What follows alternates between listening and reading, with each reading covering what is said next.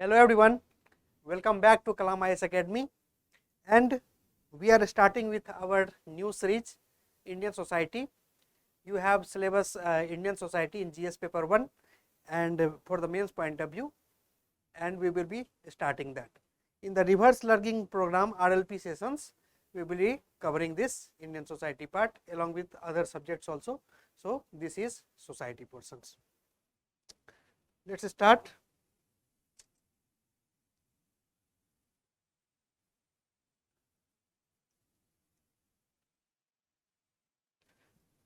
So, if you see Indian Society part, these are the syllabus which is mentioned in the UPSC notification. So, based on this syllabus, we will be dividing our class into whole lecture into 6 classes, and today we will be doing first class, right. So, we will be doing today salient features of Indian society, diversity of India. Then in next class, we will be doing role of women and women organization. Then we have syllabus population and associated issues, poverty and developmental issues. So, that we will be covering in classes number 3. Then we have social empowerment, communalism, regionalism, secularism. So, this section we will be covering in class 4. Up to this, there are more of the conceptual part. So, we will do the conceptual part first. After that, we will be doing this 2 more easy topics, that is urbanization, their problems and their remedies, because these things you must also have read in GS paper 3. And then effects of globalization on Indian society, this is also very easy topic. So, we will be doing these 2 topics in class number 5 and 6. Let us start with the salient feature of Indian society and diversity of India. If you see UPSC pattern for the Indian society part, there are approx 70 to 90 marks which is being asked from this section of Indian society, right, and approximately 5 to 6 question is being asked, and this is a continuous pattern in this format only. If you see, since 2018 to 2022, 6 questions has been asked from 90 marks to 65 marks. So, usually there are 3 questions for 10 marker and 3 questions for 15 marker. So, if you calculate 3 questions for 10 marker, that is 30 marks, and 3 questions for 15 marker, that is 45 marks. So, if you calculate altogether, it will be 75 marks, and this is easiest part in GS paper 1. Here you can score as much as you possible, because with minimum preparation, because in history you have to read Indian culture, modern history, then world history, right, post independence, all these sections you have to read. Geography may there are lots of syllabus, right, but Indian society with common basic understanding, but through mind mapping you can write very good answer, and we will be learning that only. Okay. So, this has been the pattern in UPSC since 2013 to 2022, near about 5-6 questions they are asking from 75 to 90 marks. Now, what are the demands? What will be required from you for the Indian society part? So, first, whatever the terms which has been mentioned, for example, the regionalism, the communalism, socialism, secularism, all these things, whatever the terms are mentioned, you must be knowing, and you should know exactly what the term means, right. So, conceptual clarity you should be having. Along with that, you should have some data facts, because writing generic answer, by writing generic answer you will not be getting good marks. So, you will have to collect data facts for each of those topics, right. So, we will also see that. Along with this, you should have some good arguments, then substantiate this argument with some data, some facts, some examples, right, some committee recommendations. So, this will enhance 1 marks in each of your answer, and that will be significant, that will add up to a significant portion in your UPSC mains total marks. right. So you should have arguments, and if they are asking then also critically analyzed type questions, then you will have to have anti arguments also, right. Then way forward and solutions, which you should also give in answers, if it is the demand of the answer, not necessarily in every answer, but if you give, it is very good, right. Finally, you will be requiring conclusion. So our we will be reading this Indian society part for the mains point of view, so that you get all these feeder points as well as its feeder materials from the class itself, right. Now the big question is, already you have given prelims now, and you are you must be scoring some marks. Based on that, you must have been preparing. So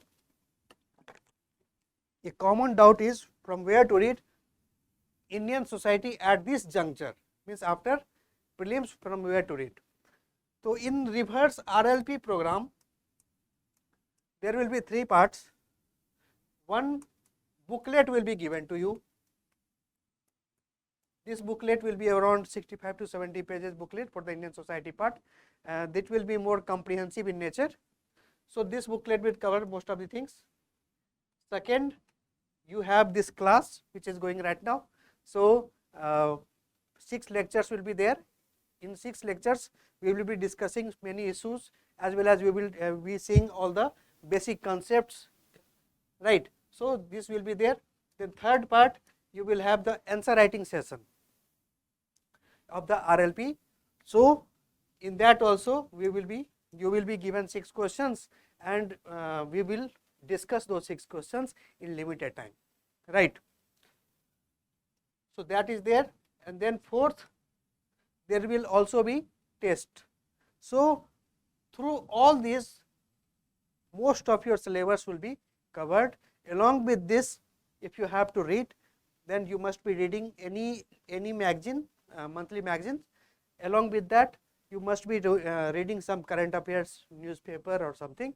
So that is more than sufficient to write Indian society answers. You need not to prepare too much. This is a low hanging fruit, and you should focus more on other subjects, and along with us, if you prepare sincerely, then it will be very easy for you to answer decently and get a good marks in the Indian society parts, right. I hope all your doubts has been cleared. So we will be moving now to our class, right. Indian society, as you know, it is a culmination of several societies, right. We have multiculturalism, we are multi-diverse, we have multiple religion, multi ethnicity is there, okay. So all these things is there. Then if we are seeing some specific things, then we have patriarchy, which is negative in character. We have patriarchy. Then we have rural economy, right. Rural economy, agrarian economy, okay. Still approx 45% of the Indian population is dependent on the agriculture, right. So such type of system is there. Then there is mutual respect and tolerance. Each of us respect our elders, right. So this is mutual respect, not only elders but among each other, right. So mutual respect for elders is there. Spiritual as well as materialistic. We are the home of spiritualism. Whosoever has to practice spiritualism, they are visiting India, right, also from the world also, right. So we are the spiritual capital of the world, and along with the westernization, along with the modernization, along with the this globalization, we are also becoming more materialistic in nature, okay. So there is culmination of spiritualism as well as materialism in our society. So this is also a distinct feature of our society. We have unity in diversity. There are several regions which have different types of culture, different types of traditions, right. So all together we are a India. So there is individual and collectivism also. ठीक है. As a society we are collective, but as a person we are individualistic in nature. Everyone also work for their individual profits, individual gains, but in collectively as a society we are also means contributing each other. We are also having a sense of fraternity, sense of brotherhood. All these things are also there. Then one most distinguishing features which we have is caste and class. Class is there in every society, right? Middle class, upper class, higher class. There is inequality between rich and poor, right? So class system is there. There has been racism in the West, but caste system, it has been in our India since ancient times, and it is very rigid in nature, right? Even after the independence, the caste system still persists in India, and this is not we are very much proud of, because with modern education we have knew that caste system is not good for every society, not good for each and every person in the society. So we have caste system also. We will be seeing this in very detail. But then you have unity and diversity, tradition with modernity, right? Tradition with modernity means we are also following our traditional culture. Along with this, we are also modern in nature, adopting science and technology, going into the space. ISRO is there, DRDO is there. So everything is which we are doing is a culmination of tradition as well as modernity, right? Then we are dynamic and synchronistic in nature. Even our constitution which we have adopted is dynamic in nature. There is both rigid part of the constitution as well as the dynamic part of the constitution, and change is the only constant. So in that matter we are also dynamic in nature. So this is the general perspective in which our Indian society is based on. These are some of the unique characteristics which on which Indian society are based on. Let's discuss this in more detail now, picking up each by one, right? So multilingualism. Do we have Indian society which speaks lots of languages? Yes, we have, because according to census of 2011, we have multiple form of religion, multiple form of language, right? Indo-Irani, which we say, for example, Indo-European, Dravidian, Austroasiatic, Tibeto-Burmese, semi-Hermetic families. So all these languages which we are speaking in India, right? According to 8th schedule of the constitution, we have 22 language, 22 scheduled language, right? And you are also getting question paper in 22 scheduled language if you opt for, isn't it, in the mains exam, qualifying mains exam. Okay. So 8th schedule we have the 22 languages. Then according to article 343, there is need to have this Hindi for the promotion of our culture. Along with that, English is also there, right? So we are multilingual in nature. If you see by the percentage of the population, how much people speak what percentage of the language, then Indo-Aryan language is being spoken by about around 78% of the population. Now, what is this Indo-Aryan language? So, if you leave Dravidian languages, means besides those 4 states of the India, above that, like the Marathi, Gujarati, Rajasthani, then Maithili, right? All these things, Bengali, Odia, all these things, all these language comes under the Indian language, Indo-Aryan language, right? So if you see by the percentage of the population, it is around 78% of the Indian population which is speaking Indo-Aryan language. Along with that, Dravidian language mainly it is for, and there are around 19.64% of the Indian population which is speaking Dravidian language. For example, ki Malayalam, Kannada, right, Telugu, Tamil, all these are Dravidian language, right. And if you see by the census, these are the data which will be very relevant, which is very important for your exam point of view. You should mention these data whenever you are writing multilingual society. So you should write by your data, this much percent of the population is speaking Indo-Aryan, this much percentage is speaking Dravidian, and this many number of language is being spoken by India, enough, right. So if you see by the census, then there are around 1369 census to 2011, it is 2011, because 2021 census has not been conducted yet because of the COVID pandemic. So 2011 census, there has been 1369 languages which has nationalized mother tongue.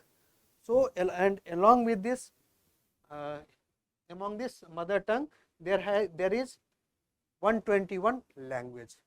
Means there are 1369 mother tongue which has been recognized, and among that mother tongue 121 language has been there. Among this 121 language, 22 language is scheduled under 8th schedule of the Constitution. Are you getting? So by this way we can say that we are multilingual society.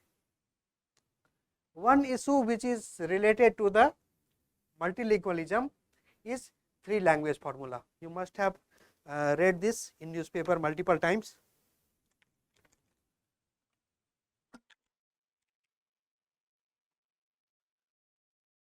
So what is this 3 language formula?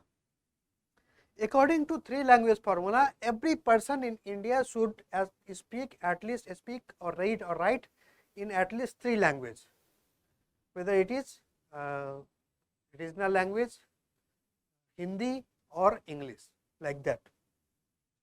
Okay. So this is the 3 language formula of India. So why this has been in debate since when the Constitution was being made, when the Constitution was being created, right, and it has been in continuous debate. Tamil Nadu is following 2 language formula since many decades, but we some people we are saying that we need to adopt 3 language formula. Why? And this has come up under the National Education Policy 2020 also. It has said that we need to have 3 language formula, right.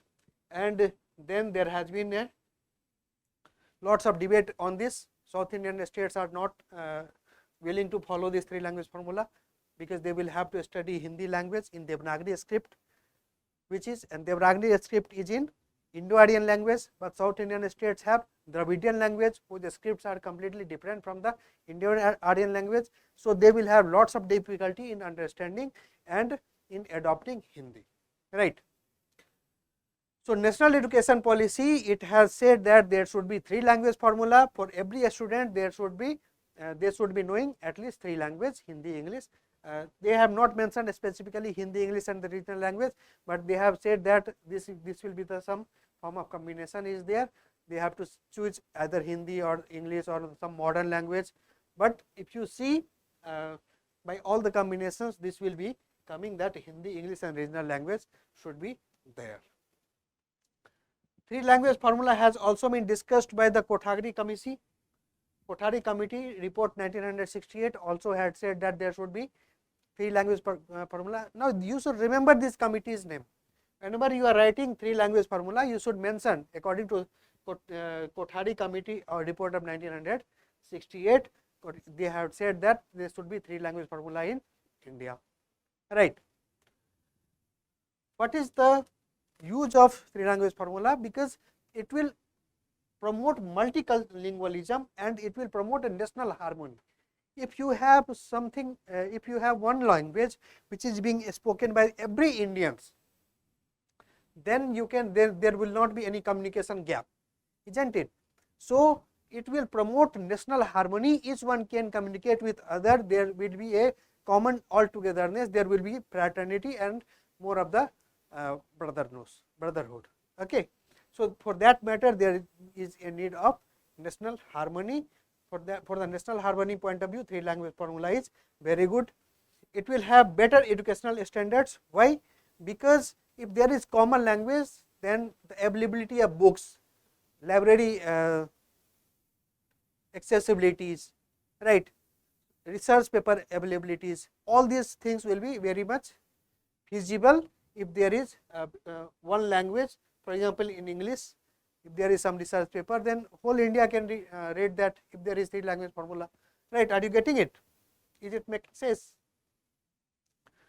Then bridging the language gap, we have also discussed this, that people from all over the India will communicate in one language, so there will not be any communication gap, and there will not be even regionalism thing will be reducing, because when one person is speaking in one language and another person is speaking other language, and they are living, they have a combined boundary, they have a common boundary, so there is a feeling of regionalism. But if one speaks same language, then there will not be such gap. International examples are there. Let's say Russians are speaking in Russian language, Chinese is speaking in Chinese Mandarin, right? French is speaking in French, Spanish is speaking in this Spanish, right?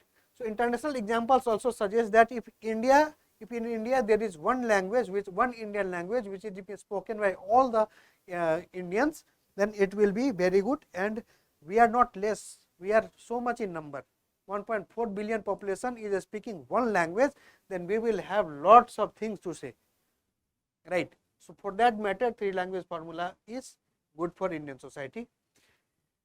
Also, the India as a power state, you must have seen that in United Nations there is only 6 languages which are accepted. It is in English, French, Spanish, then Japanese, Chinese Mandarin, right, and Arabic. So along with that, if 1.4 billion population of India is speaking Hindi language, then there will be more chances of Hindi to be included in the United Nations. So we will have more of the global power, more of the global share, right? Do you get it? So you can also write as a positive of having three language formula. But there is no, this is not accepted by all the states, three language formula, and there is obvious reasons for that. Let's see what are the reasons. So even if they are saying that if one language is need to be promoted, then why don't this North Indian people learn South Indian language? Why not Biharis? Why not people from the UP learn Malayalam? Why not they are learning Tamils? So according to them, there is a sentiments. Their sentiments are being heard that we are being forced to this learn or speak in northern language, but we are from the Dravidian culture. Northern language are of Indian or Indo-Aryan descents, right? South Indian states are not willing to accept. Tamil Nadu has 2 language formula since decades, and they are not willing to alter it, right? For the obvious reasons, because they will have complexities, there will be lots of problem in adopting this Hindi, because their script is different, their the way of communication, the language things is their lineages is complete. Their Hindi is a Indo-Aryan language, and South Indian language are Dravidian in nature. So also there will be increased burden on students. Maybe as a UPSC aspirant, after adopting the 3 language formula, you will have to qualify 3 language. Right now you are qualifying only 2 language, English compulsorily, and along with English any other language from the 8th schedule. So maybe if after 3 language formula you will have to qualify one other language, regional language, right? So more burden, there will be increased more burden on the students. If we say Hindi, then Hindi being spoken only by the 44% of the population, right, and 56% of the population do not understand Hindi, and among that 44% of the population, only 25% of the population has Hindi as a mother tongue. So, this is also a debate that why do you promoting Hindi when only 44% of the Indian population is right now using Hindi. Okay. So, this is also an issue. Then there are lack of resources. What do you mean by the lack of resources? Now, see, if you have to teach Hindi in say Andhra Pradesh, Tamil Nadu, Kerala, in all these states, then in each primary school, in each secondary school, in each college level, you will have Hindi teacher, right? Who will teach Hindi? You will have to have Hindi teacher, and there is not so much of Hindi teacher availability, because North Indian people will not be willing to go in primary in teaching for the Hindi in primary school of Tamil Nadu or the primary school of Kerala. So, there will be lack of resources, right. Then political aspects also, for the political regions also, many political parties use this 3 language formula as their vote bank politics. So, for that matter also this 3 language formula is not being adopted, but there are also genuine reasons which we have discussed also, right. So, because of all this, what do you think, whether 3 language formula should be adopted or not adopted? It is said that the 3 language formula should be taken as an utilitarian tools. What do you mean by utilitarian tools? It means that it should serve its purpose. It should, because of the utility we are adopting 3 language formula, not because of some sentiments or not because of some pressure or some force that someone is as North India is enforcing 3 language formula on the South India. You should not think like that. It should be taken as an utility. If 1.4 billion population of India will be speaking Hindi, then we will have larger say at the international level with our Hindi language, right. Then use English as a link language. Instead of only promoting Hindi, you should in the 3 language formula there is regional language which is will be different for every person. Then Hindi and English should be the link language between for all the states, and do not over push Hindi for the time being, right.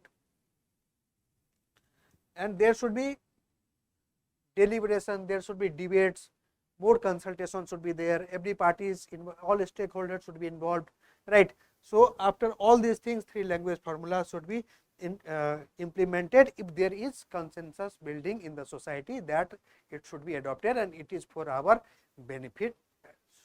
Someone should not push or someone should not force other person to read or write in Hindi language or in English language. It should come by their own will.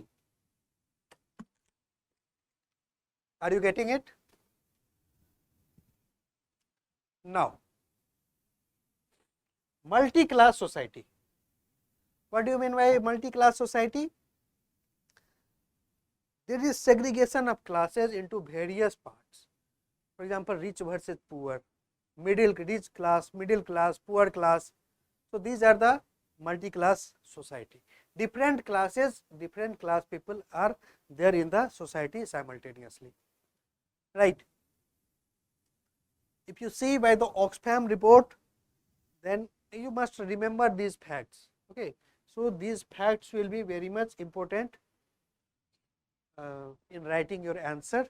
It will make your answer distinguished from the other person, and that will fetch you 1 marks, half marks, 1 marks extra from others, and ultimately combining all, totaling all that marks, you will be getting 20-30 marks extra in each paper, right. So, if you see 1% of the population, 1% of the population holds 73% of the wealth of India according to Oxfam report. So, this much is inequality is there in India. Then if you see, there are around right now in 2023 there are around 169 billionaire in India. This data 119, it is like it was of 2018 times. So, right now there is 169 billionaire in India. Can you imagine a place where lots of people are still under poverty, below poverty line, right? So, 119 billionaire is there, and every day India is producing 70 new millionaire. India is producing 70 new millionaire every day. Among that 70 new millionaires, some person will become billionaire, and that will be counted under 169 plus plus. Okay. If you see, according to the report, the fortunes has increased 10 times over a decade. In a decade, the billionaire fortune has increased 10 times. Their wealth has grown 10 times, right? And if you combined all the assets of all the billionaires, it is more than the union budget of India.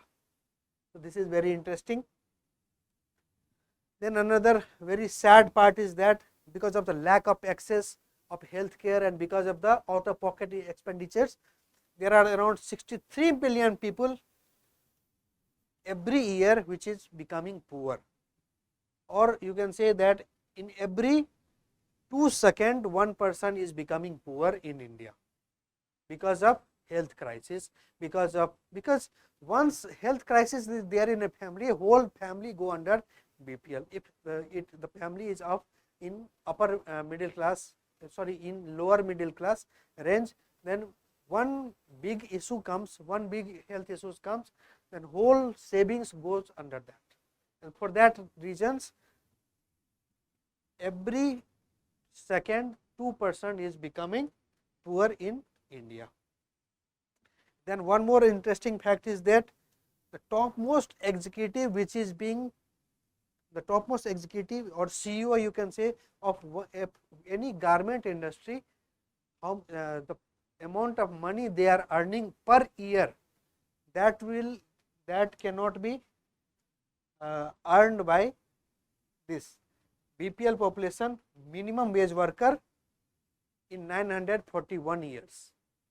In 941 years, a minimum wage worker will not be able to earn that much money which a CEO of very large company earning in 1 year. So, this much inequality is there, this much class distinction is there in our society. Then if you go by the Indian income pyramid is always broader at the base, lots of poor person are there, but you once go above the pyramid, then rich persons, according to this, around 3 million rich person are there, but deprived person 135 million deprived person are there, and this is the data of NCAER. Okay. So, you can see that number of person in rich class, upper middle class and aspirers, aspirer means lower middle class, and the deprived sections, what is the percentage of population there.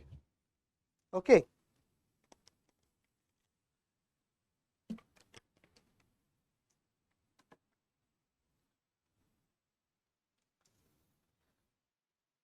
Right. And the class distinction which has been done, rich person who is earning 17 lakhs or above per year, then middle class 3.4 lakh to 17 lakh, millionaire, this aspirers 1.5 lakh to 3.4 lakh, and below 1.5 lakhs are being said as deprived, and these are the households. 3.3 million households are there.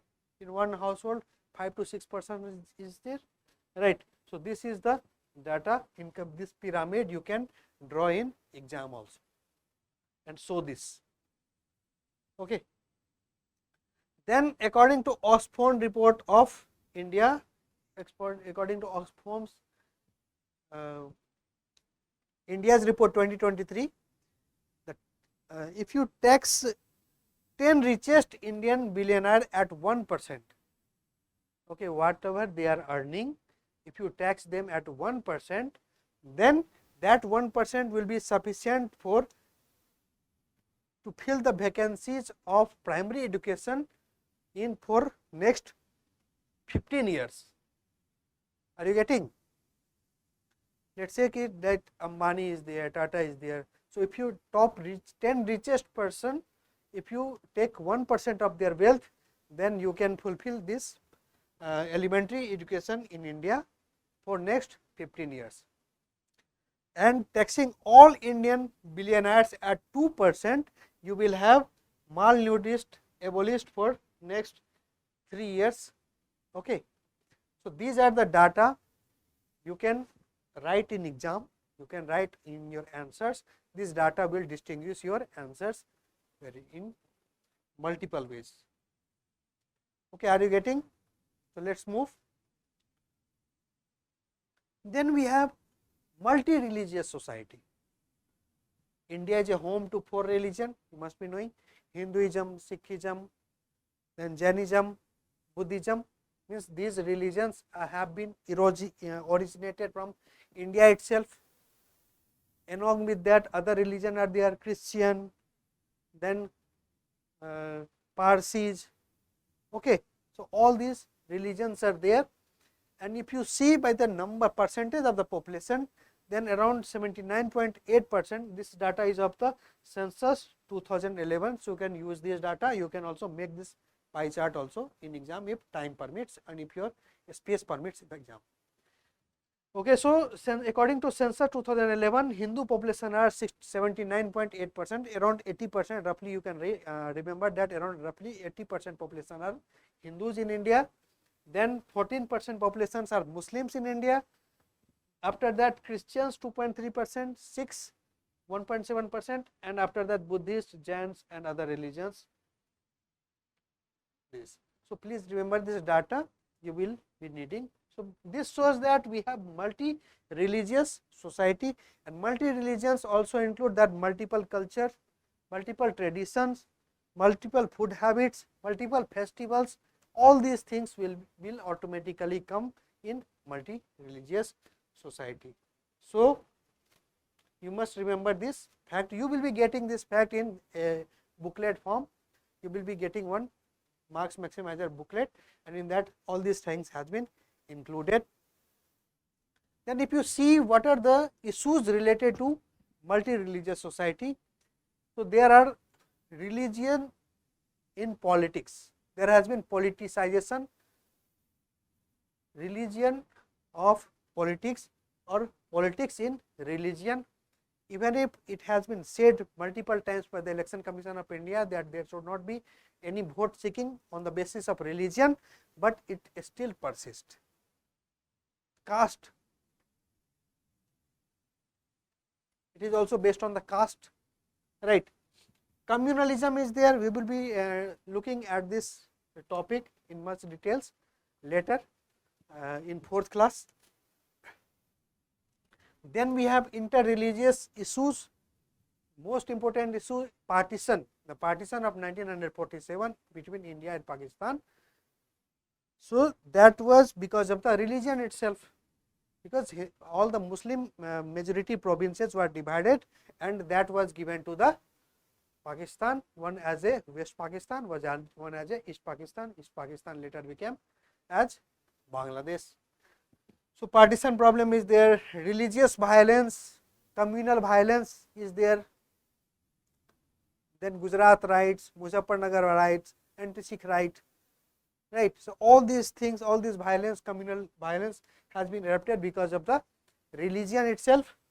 Then the issue like the love jihad, issue like the cattle slaughter, all these things has been linked to religion, necessarily or unnecessarily, fortunately or unfortunately, but this is there in our society, right. So, this is the our society is a multi-religious society. Okay, are you getting it? Then multiracial society.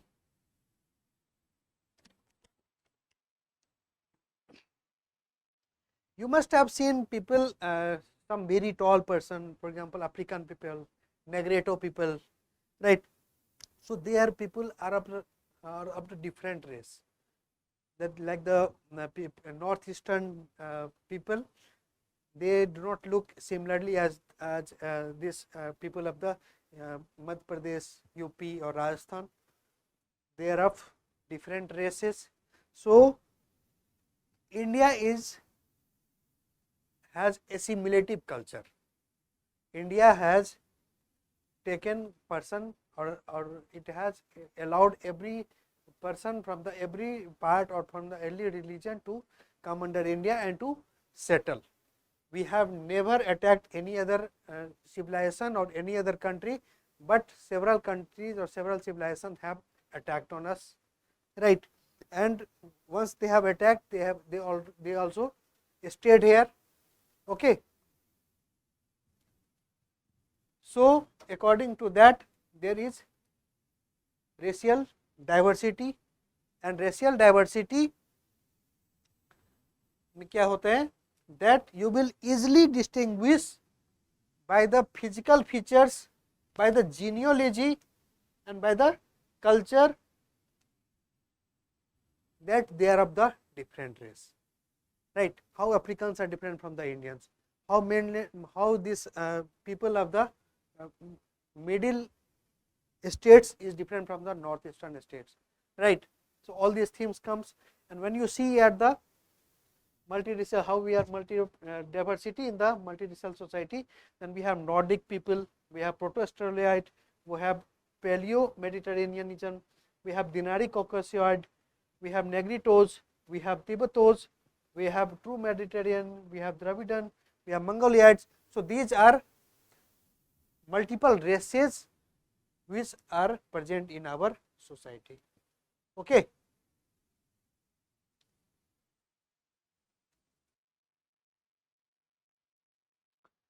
So therefore we are multiracial society. Family system, one strong values which we have is family system. We are at the place where joint family is being celebrated, but this joint family to nuclear family, there has been transition from joint family to nuclear family also, and there has been reverse transition from nuclear family to joint family also, right. So if you see the family system of the Indian society, then there are around, according to 2011 census, around 52.1% households are of nuclear families, okay. That means majority of the families are now nuclear family in India. And if you see, then the nation, according to the Hindu means according to religion based Indian Hindus, there are 55% joint family and 38% nuclear family in India. And what are the other types of families? Joint families, nuclear families, polygamous. Polygamous means one person is having multiple spouses, right. So polygamous family, single parent family, couple with no children, one person family.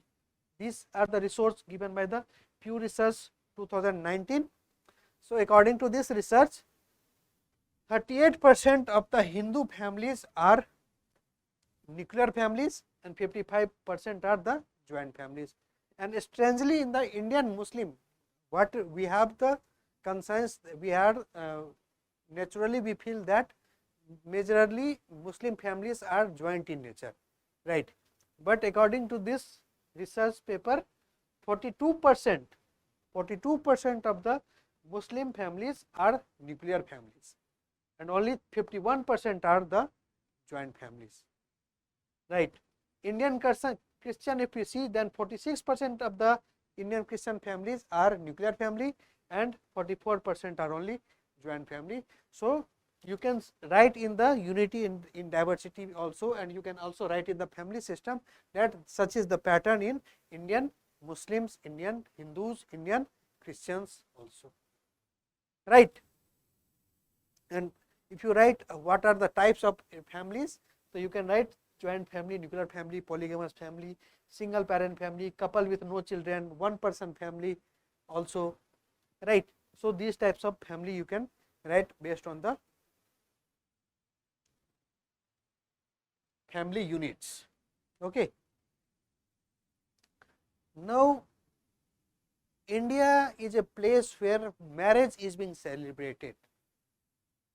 Every person is waiting for their marriage and whole society is waiting for some person's marriage. When you are not married and at the age of 20, 20, 30, 29, 30 or above 25, you will be told every single day multiple times, why are you not getting married, why are you not getting married, right. So India, this is the characteristic of Indian society, that marriage as an institution is functioning very well in Indian society, right. Among that marriage, there are some monogamous marriage, maximum marriage in India are monogamous in nature only. In monogamous marriage, there is only one partner, right. A male will be marrying only one female and one female will be marrying only one male at a time. Okay, so that is polygamous. But polygamous, there will be multiple spouses, whether it is a male marrying more than one female, and if a female marrying more than one male. And now gay marriages are there. Right now, as a society, we are not accepting that, but with the societal changes, with the more advancement, with more mindset changes, more behavioral changes, such things will be accepted. But right now we are discussing this straight marriages only. Okay. So according to National Family Health Survey 2019 and 20, around 1.9% of the Muslims, 1.3% of the Hindus and 1.6% other religions are polygamous in nature. Means out of all the marriages being performed, in the Hindus, 1.9% of the Hindus are performing polygamous marriage. They will have multiple spouses, right. So this data you can remember. Now this polygamous marriage is reducing in India. There is reducing pattern in India, because in 2005 and 6 there was 1.9% of the total marriages being conducted was polygamous, but right now it is in 2019 to 20 it is only 1.4%. So the pattern of polygamous marriage is decreasing. And if you see by the means spatial distribution, then northeastern states has higher prevalences of the polygamous marriage, that is 6.1% in Meghalaya, 2% in Tripura, and maximum is there in Meghalaya itself, that is of 6.1%.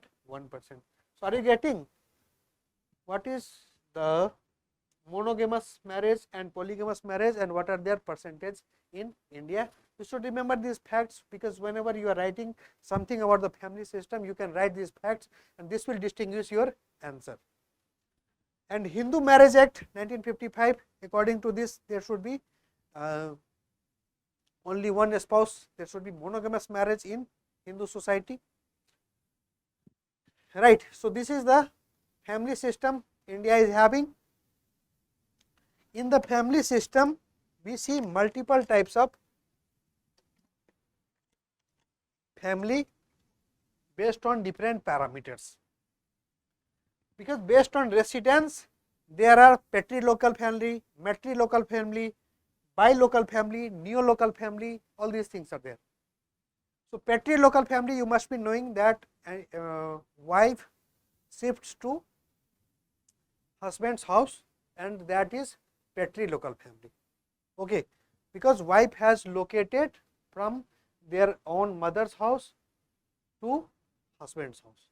Okay, so that is patrilocal family. Mostly it is performed in our society, because we are a society of patriarchal in nature.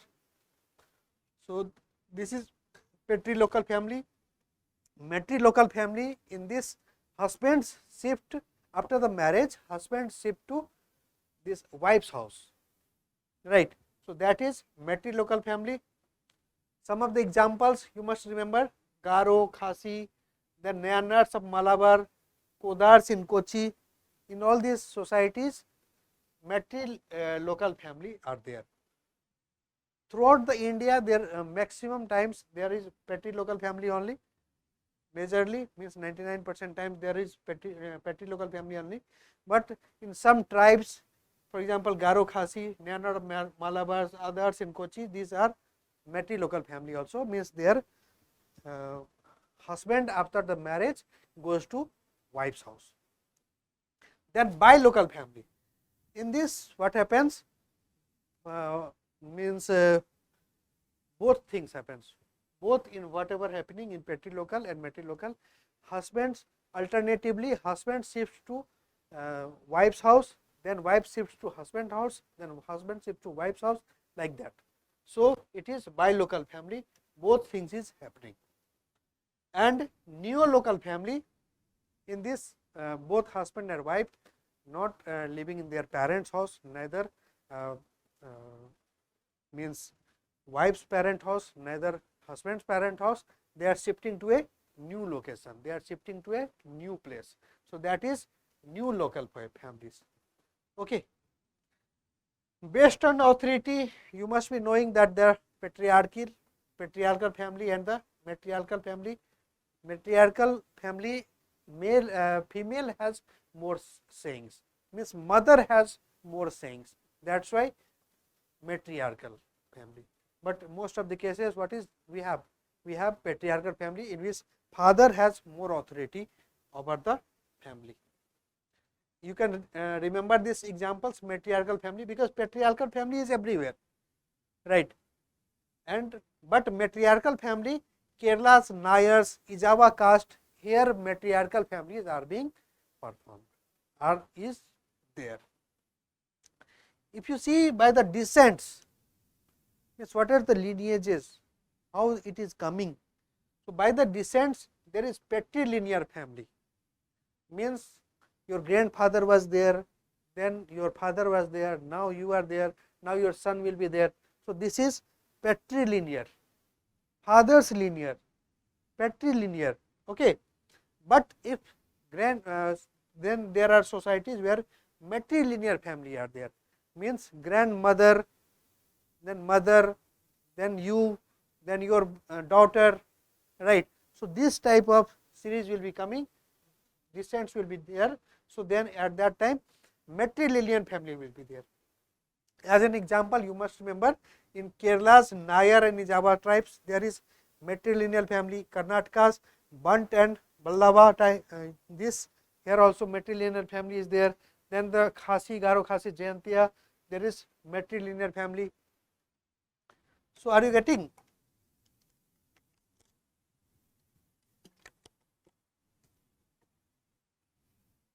These are the matrilineal families. In this, mother's lineage is coming, mother's descents is being counted, right. For example, ki जैसे Satvahanas were there, Gautami Putra Satkarni, Gautami Putra, Gautami was the mother, right, of that Satkarni. So matrilineal family was there, you must have read it in the history.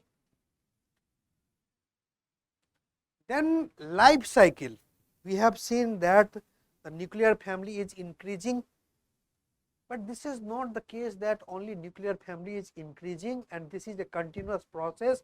No nuclear family is coming back and becoming a joint family.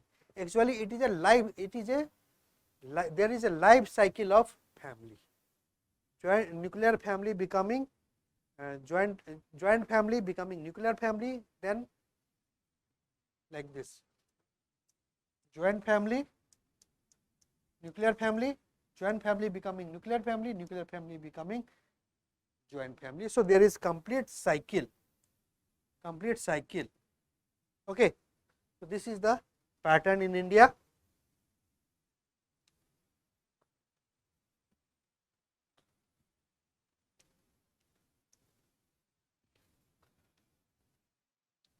disintegration of families into from the joint family to nuclear family. We have seen that around 52% of the Indian families are nuclear family now, and there are different pattern in Hindus, Muslims and Christians, right.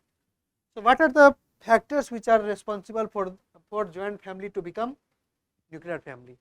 So, it can be a push factor or it can be a pull factor. If you see at the push factor, then agriculture distress may be there in the village, and because of that agriculture distress, the person has shifted to the urban areas, and once they have shifted to the urban areas and they got good amount of the money, they are getting a good salary, then they call their family, their wife and the children. So, joint family is becoming nuclear family. Then increasing pressure of the population because of the small land holdings by a joint family. So, there is increasing population and there is more pressure on the agriculture, there is more pressure on a small piece of the land. So, among all the family, among some members of the family are going to different places and they are living as a nuclear family. So, there is disintegration from the joint family to nuclear family, right. Then fragmentation of the land holdings. One person has, for example, 10 acre of land, then he had 4 sons. So, that will be divided into 2.5 acre of the land each to each son. Then each son having what 2.5 acre, then each son is having 5 more people, 5 more son. So, it will be disintegrated into 5 more sites of 0.5 acre, right. So, 10 acres has now been disintegrated into 0.5 acre. This is the land holding it has become, right. So, because of this fragmentation of land also, there has been more nuclearization of the family, because small pieces of the land can sustain only few number of the people, and once that few number comes, then people become selfish, they are forgetting their parents and they are going with their wives and the children. So, joint family is disintegrating into the nuclear family. Lack of basic infrastructure may be the case, because there is problem of sanitation, there is problem of no proper drinking water, right. So, all the no electricity, so all these things can be there, lack of basic infrastructure is there. Then low living standard, because if in 2 BHK room, let us say 10% are living because of the joint family. So, that 10% cannot live a good standard of life in that 2 BHK house, right. So, some person will have to move if they have to lead a good standard of living, they will have a good standard of living, they need to have a good better life, then they will have to move, right. So, there will be, this may be a push factor. Then what can be the pull factor? Pull factor can be the industrialization, globalization is there. Now, in the globalized world, a person is shifting from the Indian person is shifting to the America, Indian person is shifting to the Europe and settling there, right. So, from the joint family it is becoming nuclear family due to the industrialization, because industries are being set up in the urban areas, and because of that urban areas it is a source of income, it is a source of employment to the many. Therefore, person are shifting in the industrialized area, right. Because of the urbanization, better status of women. Why better status of women? Because in urban area they will have more, they will have employment opportunities, they can get some skill set, and using that skill set they can earn, a woman can earn, right. So, because of all these things and the high standard of living, these are the push factors by which joint family is disintegrated into the nuclear families. Are you getting it? But this is not the case always. This is not that only joint family is disintegrated into nuclear families. There are many times in which nuclear family is also coming back to joint families. And what are the factors responsible for that?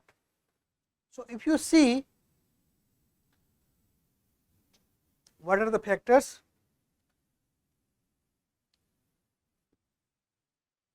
once they shift to the new places, the cost of living is very high in urban areas, right.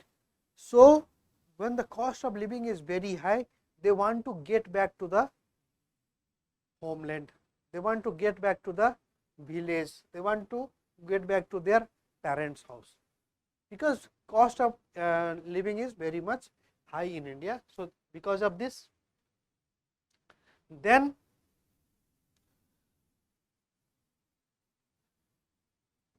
in urban areas, child rearing is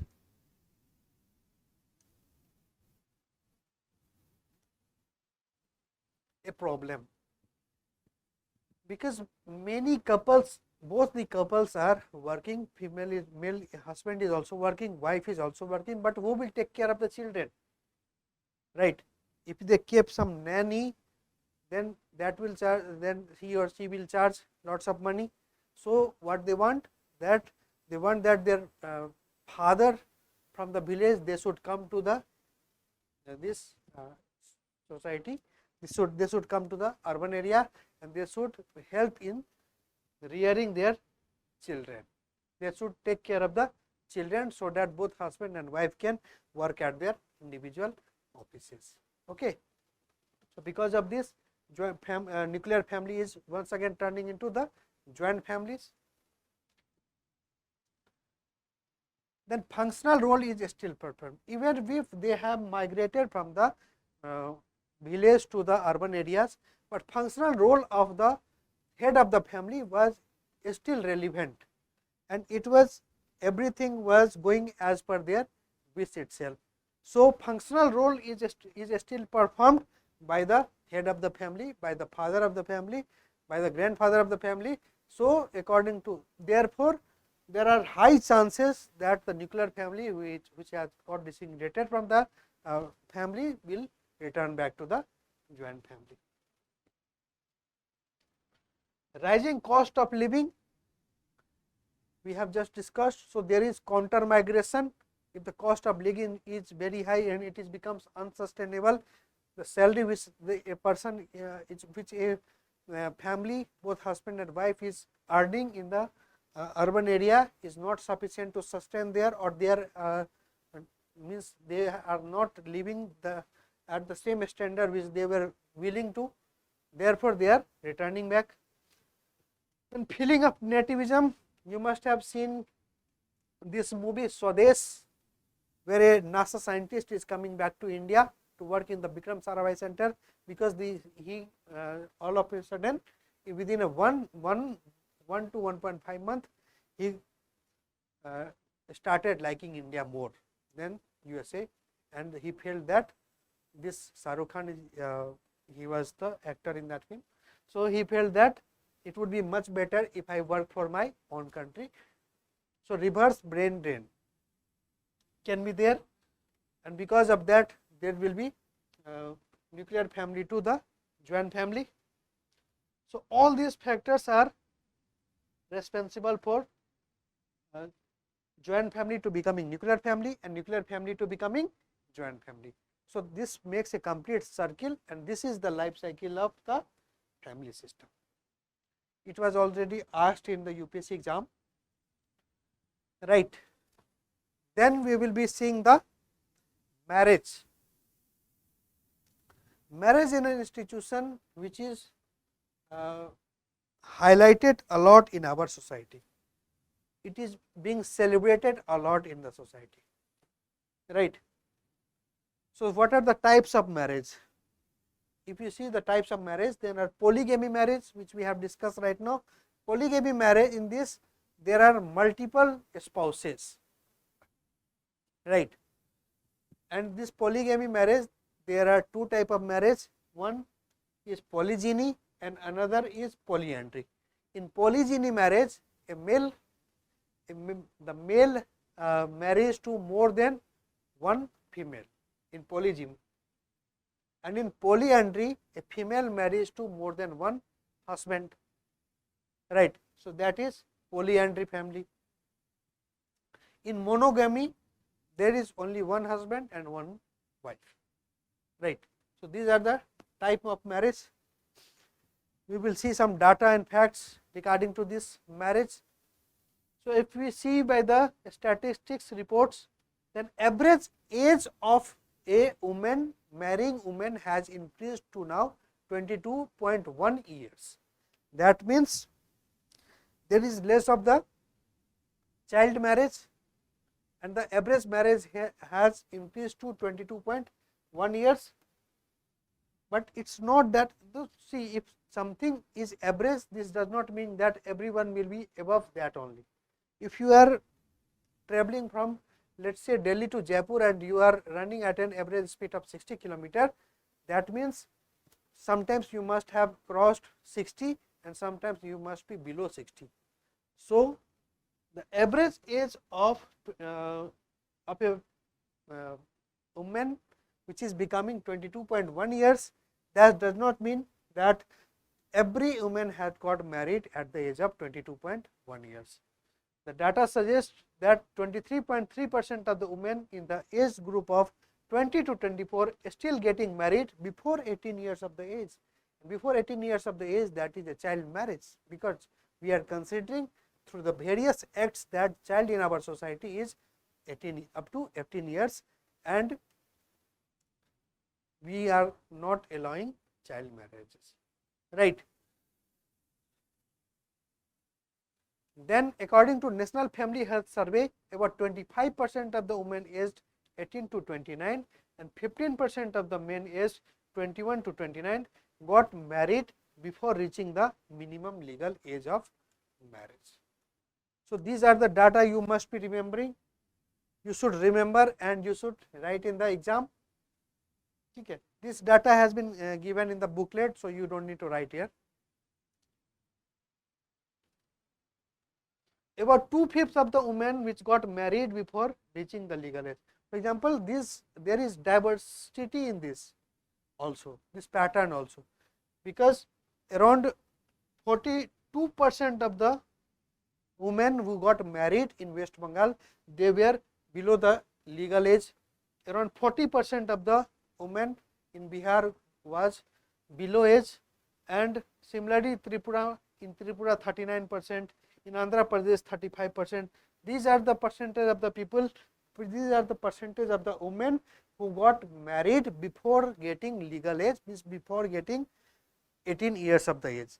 So even if the average age of women getting married in India has increased to 22.1, this is not necessarily correct that every woman is getting married after 22.1, right.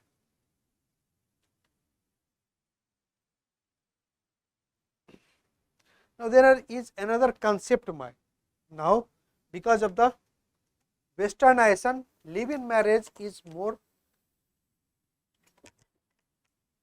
live-in relationship is more common. Couple is now without marrying, they are staying in the same house. Okay, so that is living relationship. There has been various hue and cry. Various people filed PIL in the Supreme Court also. So according to Supreme Court, it is the living, if some person is having some legal age, then it is their freedom, it is their right to life that they can stay in living relationship, right. So whatever Supreme Court has said, that living together without marriage cannot be construed as an offense. It cannot be said as offense. It is not a crime. Living relationship. Sorry, I am teaching this marriage topic, so it is coming living marriage, right. So living relationship, it is not an offense. It is not a crime, but living together is a right to life and liberty under Article 21. So Supreme Court has validated living in relationship.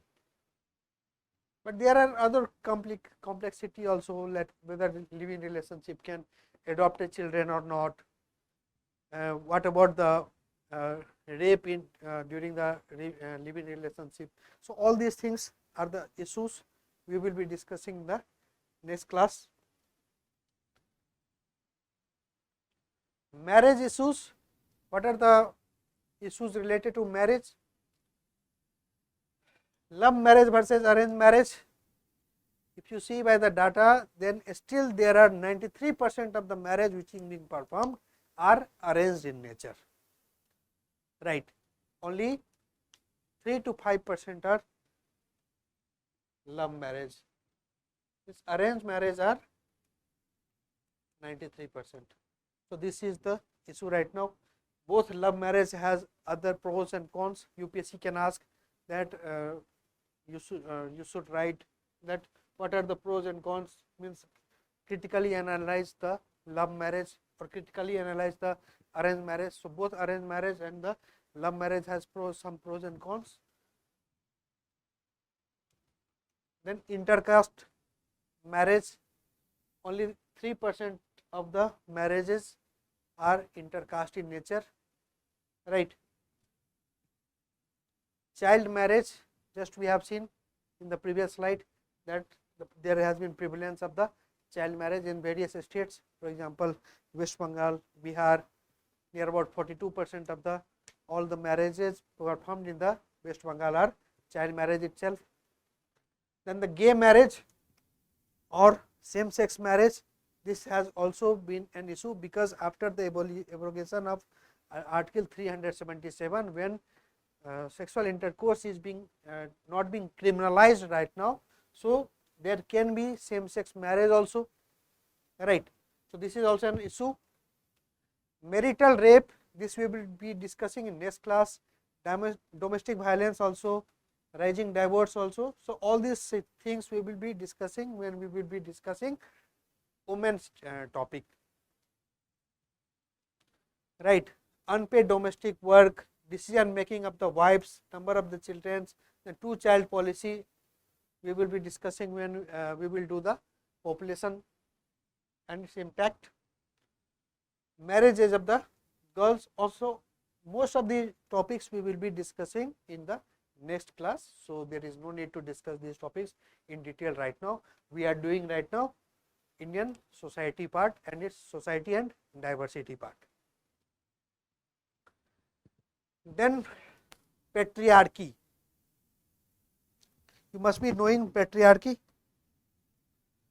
Everything and happening according to the male parents, according to the grandfather, according to the father, everything is happening according to them, and there has been lots of restriction on the females or the girl child, right? So this is patriarchy, and this has been performed since ancient times in India, in Indian society, and it is still going on, and it will keep on going on the way we are moving up forward, right? So patriarchy is a social system in which men holds primary powers and enjoy greater status than women. This is the definition of the patriarchy.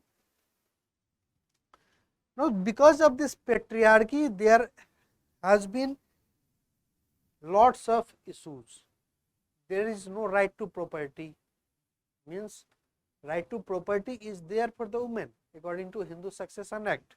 A girl child will have equal share of the property as their male counterpart, as their brother, right? But in reality, they are not given property. So according to the data in National Family Health Survey 4 in 2014 to 16, the women land ownership is only 28.3% out of the total land holdings, right? So and why this is? Because of the patriarchy, because of the patriarchal mindset, this is happening. Then as per the NSSO data, the labor force participation rate is less than 25% in 2020. Labor force participation rate, what it is, means the female labor above the age of 15 years who are willing to work, but still only 25% of them are getting some kind of job or are doing some kind of the job, right. Why this is happening? Because of the patriarchal mindset. There is lots of restriction on the women. Do not go there, do not go out of the outside, do not wear this, come back to by the 6 p.m. right. Because of all these restrictions, you cannot move like long distance. All these because of all these restrictions, there is low female labor force participation. We will be discussing this topic also in more details in next class.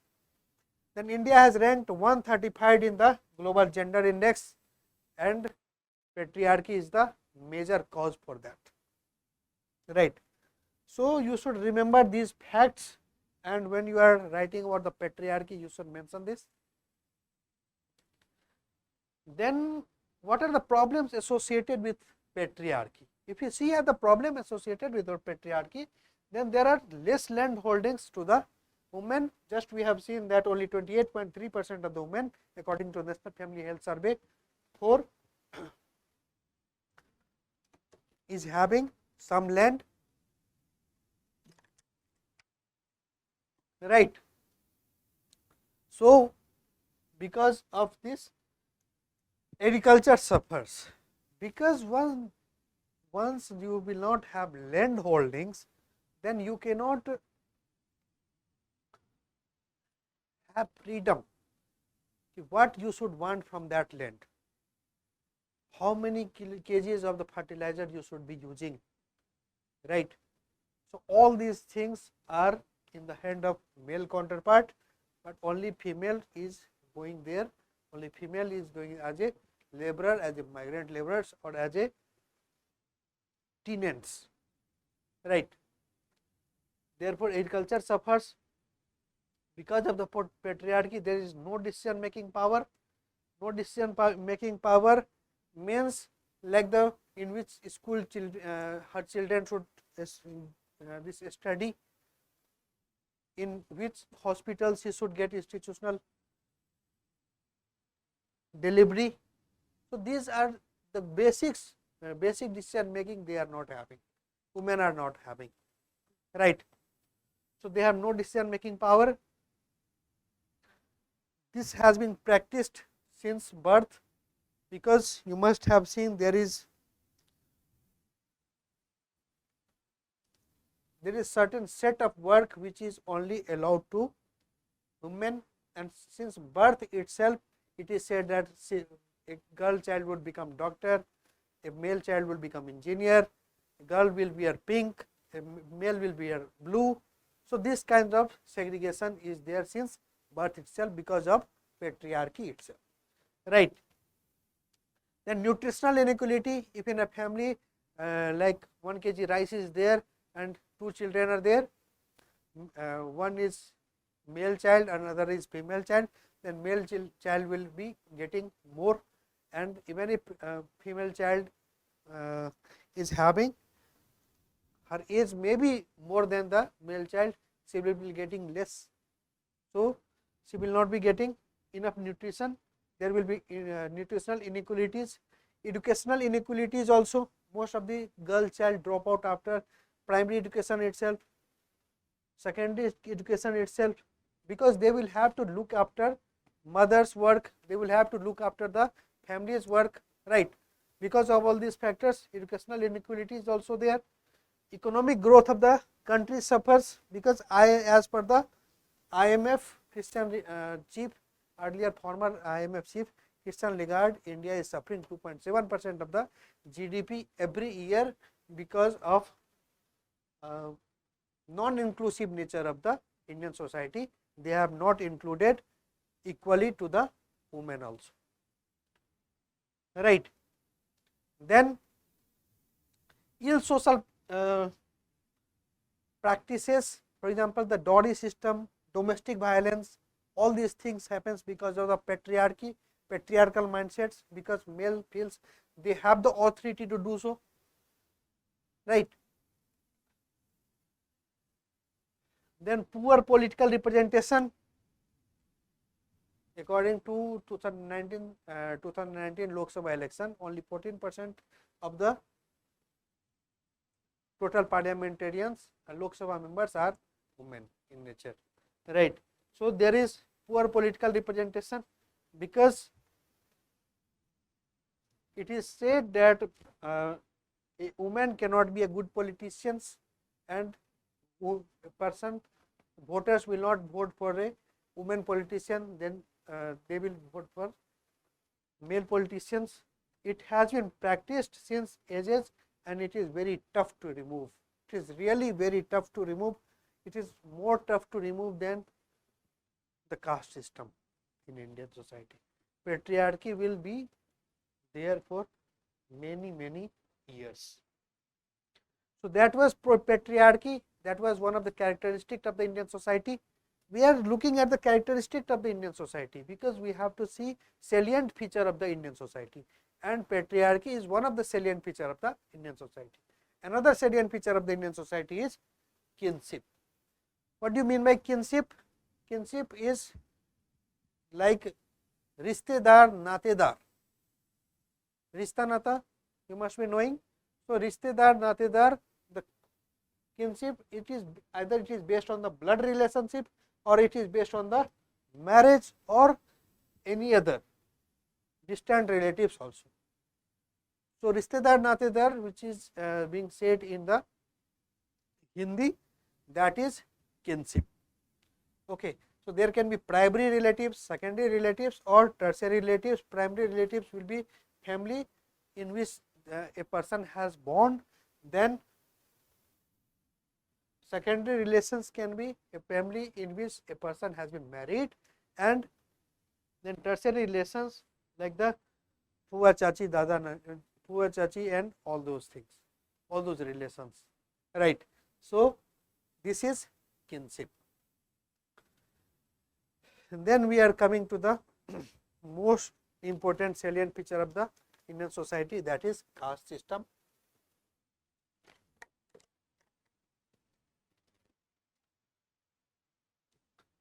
In India, it is said that from the body parts of Brahma, there has emerged 4 castes, that is Brahman, Kshatriya, Vaisyas, and Sudra. Brahman emerged from the head portion, then Kshatriyas emerged from the shoulder portion, this arm portion, then Vaisyas from this thigh portion, and Sudras from this feet portion. Okay, this is being said, this is being practiced since ancient times. This is the caste system. So this is the hierarchy, Brahmins to Sudras. Brahmins is at the top of the pyramid. Then after that Kshatriyas, Vaisyas, Sudras. Brahmin are the priests, Kshatriyas are the warriors, Vaisyas are the merchants, and Sudras are the peasants. And along with this, Adivasis and Dalits, like the scheduled caste and scheduled tribes are there. So this is the caste system, which is very much significant, which is very much prevalent in Indian society. It is one of the most salient feature of the Indian society. And what are the characteristics? It is hierarchical in nature. Brahmanas will be at the top of the hierarchy, Sudras will be at the bottom of the hierarchy. Then it is hereditary in nature. You are born in a certain caste, you cannot change your caste. A person caste is based on their father's caste, based on their grandfather caste, right. So it is according to the heredity. Then there is endogamous. What do you mean by endogamous? Means marrying in the same caste. Even if we are in the 21st century and at this point of the time, you are having 93% of arranged marriage, and among that 93% of the arranged marriages, maximum means 99% are intra-caste marriage itself, right. Whether it is Bharat Matrimony, whether it is Shadi.com, whether it is Jeevansati.com, right. in all these matrimonial websites also there is this provision of providing your caste, and people are searching, even when in the 21st century, in the age of internet, people are searching intercaste marriages. They are searching for the spouses of same caste. So, caste system will still prevalent. It is endogamous in nature. Then there is fixed occupation, like someone is blacksmith, so his children will also be blacksmith. Someone is carpenter, his children will also be carpenter. Like that, it is fixed occupation types. Now, this thing is getting diluted a bit. We will be discussing more in details. Then untouchability, this was being practiced because Brahmanas, Kshatriyas, they felt that they cannot touch Sudras. So, Sudras were untouchables in nature according to them, right. So, the practice of untouchability was there. Then absence of vertical mobility. A Sudra absence, what does this mean? A Sudra cannot be in Vaisyas, a Sudras cannot be in Kshatriyas, a Kshatriyas cannot be in Brahmanas, even a Kshatriyas cannot become Brahmanas, Vaisyas cannot become Kshatriyas, or Vaisyas cannot become Brahmanas. So, there is no vertical movement, and right. In starting, when the caste system originated, it was because to segregate this occupation, and for that matter this caste division was there, but it became so rigid and hierarchical that it had become impossible to abolish. Then reinforcement of the religious beliefs. Caste has been linked to religion, that Brahmins will be doing puja path, right. So, it has been now linked to religions. So, this is the characteristic of caste system in India. What are the factors? What are the factors? But caste system was being practiced a lot in India,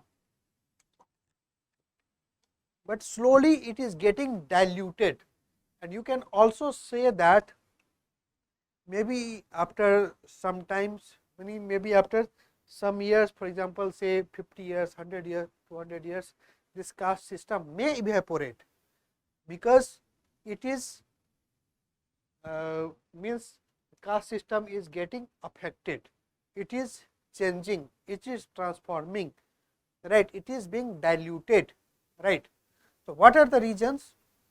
One important reason is Sanskritization. What is Sanskritization?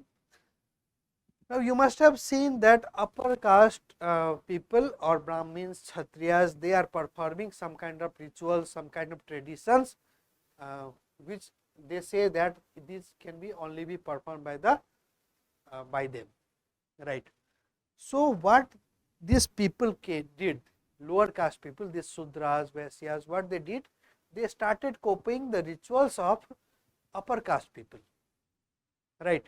So, when they started copying upper caste people, they had the belief that somehow they will become equal to the upper caste, or they can have the vertical movement of the in the caste system.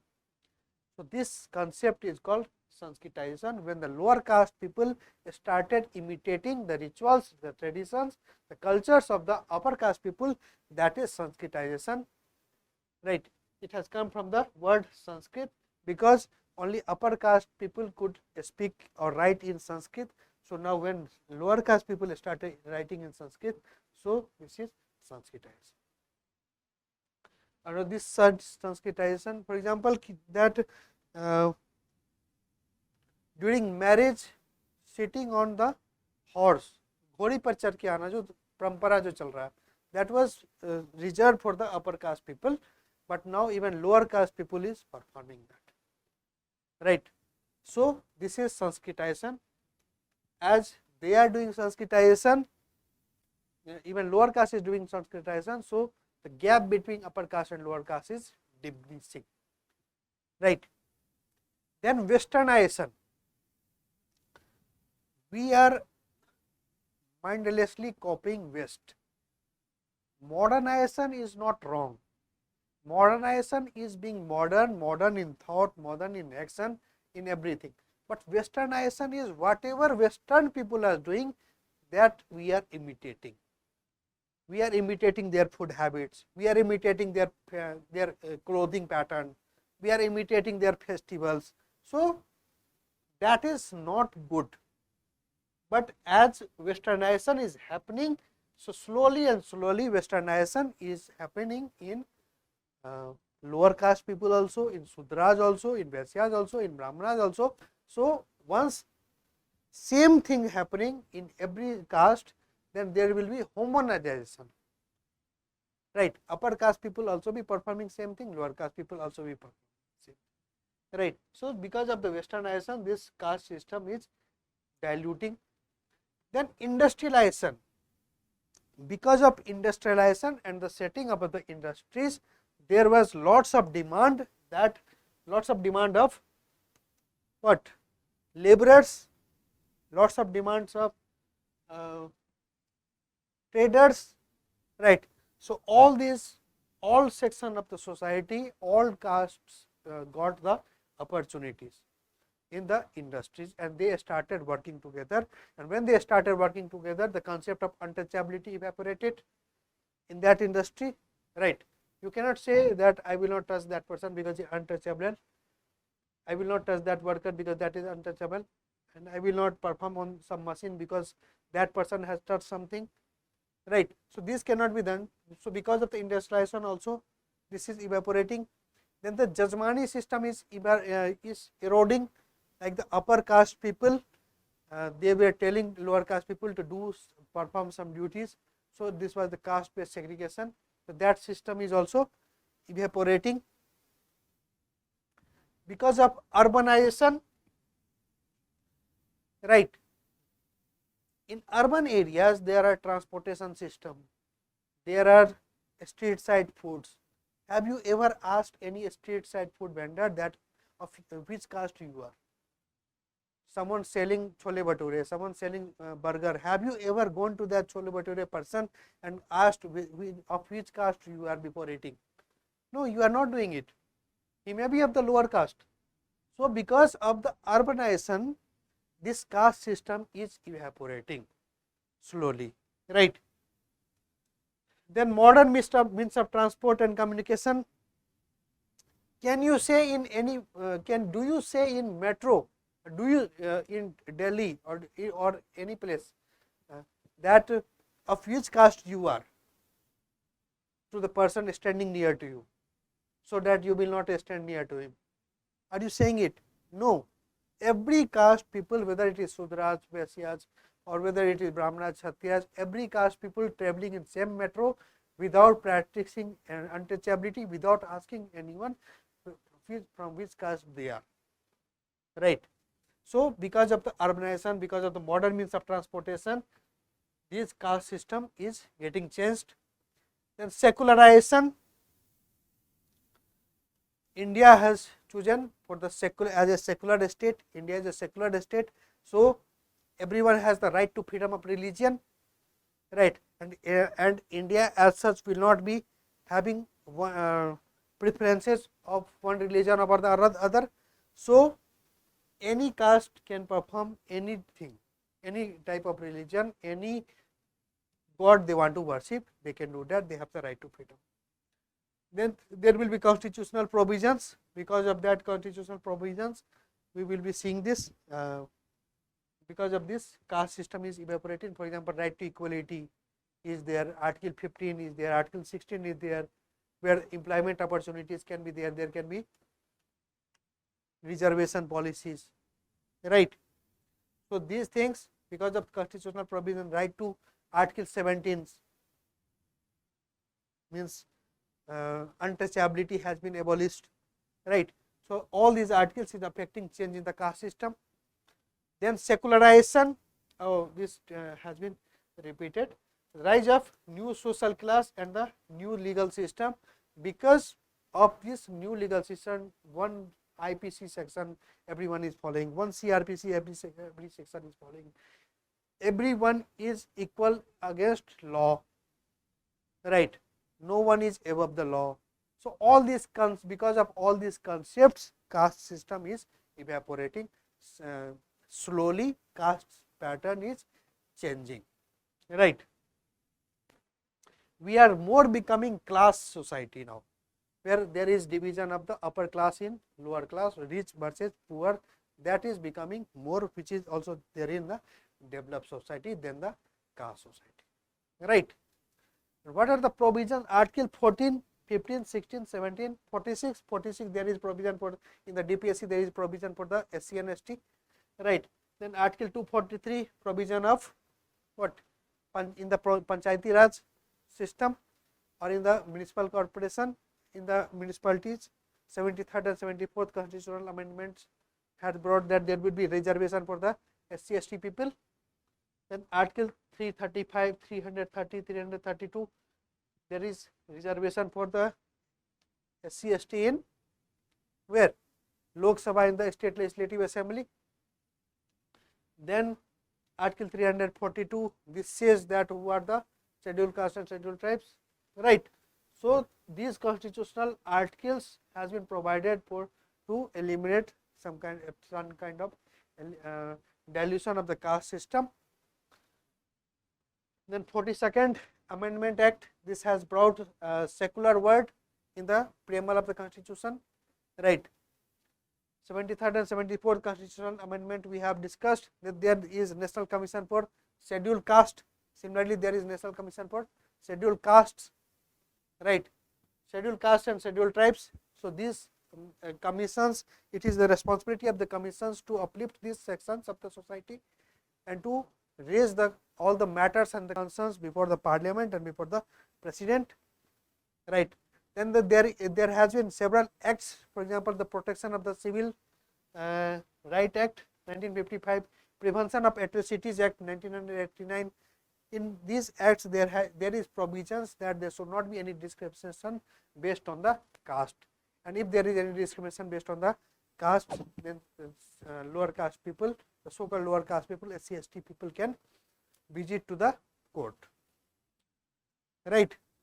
Then prohibition of the employment at the manual scavengers and their rehabilitation, 2013 Act, this has prohibited the manual scavenging thing, right. Rather it has told for the automation of the manual scavenging.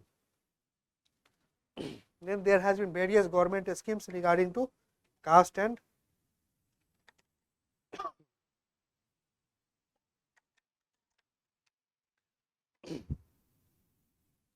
okay, but sorry, can you say that if such things has been done or such practices is being done, has caste evaporated from Indian society? Can you say that? Do you not read in every day newspaper or that some Dalit has there has been some mob violence, there has been some discrimination, lower caste people practicing Sanskritization were not allowed to perform, right. So, all these things is still prevalent. The caste system is diluting, but it is diluting slowly, right. These factors are responsible for the dilution of the caste system, but it is not diluting as fast. And how can you say that? Because according to this Ministry of the State or Social Justice and Empowerment, out of 43,797 manual scavengers, 43,015 were from the scheduled caste and scheduled tribes. So, how can you say that this act, manual scavenging act, has been implemented properly? You cannot say that. And this manual scavenging things is being performed mostly by the 98% by the scheduled caste and scheduled tribes. This says that there is caste discrimination still prevalent in India, right. Then the caste discrimination of untouchability, if you go in the rural areas, for example, if you go in the rural areas of the UP or the MP, then there is caste discrimination, there is untouchability still being practiced, right. So, you cannot say that untouchability has been removed just because there is article 17 in the Indian Constitution, right, because it is still being practiced. Mob lynching cases, you must have heard that several Dalit children has been mob lynched, Dalit person has been mob lynched. So this is still there. There is less of the intercaste marriages, or out of the total caste marriages, there are less than 3% of intercaste marriages. So if intercaste marriages is so low, then how this caste system will evaporate? It is impossible. Even B.R. Ambedkar had said that if caste system need to be annihilated, then only method is to have intercaste marriage. But still intercaste marriage is not being considered. Right. Then societal unacceptance of the Sanskritization. This is coming in the news that some Dalit person was performing during his marriage. He was going on the ghori, on the horse, but that person was vandalized. That person had to suffer the violence, right? Then it is there in the society. So you have to write, and what will be in the conclusion? See, you have seen the factors of the changing, and it is diluting. Caste system is diluting, but it is diluting slowly, and this has been the provisions in India to dilute the caste system directly or indirectly, right? But it is not diluting at such fast rate. So you will write in the conclusion that caste system is diluting, and it will take time, it will dilute at its own pace, but we have to be optimistic that it will dilute, and we will have to provide more opportunities to lower caste people, so that they become equal to other caste peoples, upper caste peoples, right? So this kind of conclusion you should. Then another issue is, another salient feature of Indian society, that is tribal population, है ना. बहुत सारे tribes हैं India के अंदर. There are so many tribes in India. we will see the data. You don't need to copy this data from the board, because you will be getting a booklet. In this all these things will be provided, but you have to copy the points which I am writing here, because that may not be there in the booklet. Okay. So if you see the concentration of the ST population of India, then there are several states. For example, Mizoram, Lakshadweep, in which there are more than 90% of the population are ST population, scheduled tribes population, right. As per census 2011, there are 10.42 current population which are scheduled tribes, and these constitutes 8.6% of the country's total population. So you can see, and therefore they have been provided how much percent of the reservation? 7.5% of the reservation, because they are constituting around 8.6% of the total country's population. Then there are several states. For example, you see the white patches here: Punjab, Haryana, then Pondicherry, all these states, Chandigarh. In all these states, there is no scheduled tribes population as per the population census of 2011. You should remember this fact also. Then there are diversities. One state having more population of the scheduled tribes, other state having less population of the scheduled tribes. For example, I have just seen that the Mizoram is having 94.79% of 94.43% of the total population. You can see here Mizoram, and then Lakshadweep 94.8% of the population of the Lakshadweep is what? Scheduled tribes population, right.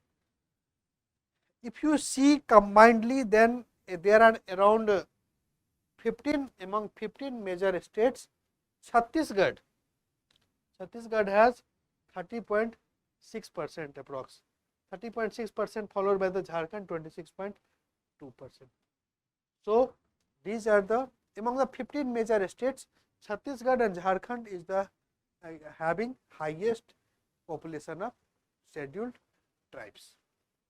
And in overall, including major states and the minor states, this Mizoram with the 94.4% of the scheduled tribe population is at the top. Right. Then if you see, around 71% of the Indian scheduled tribes is living only in the 6 states, and that is Madhya Pradesh, Maharashtra, Odisha, Gujarat, Rajasthan and Jharkhand.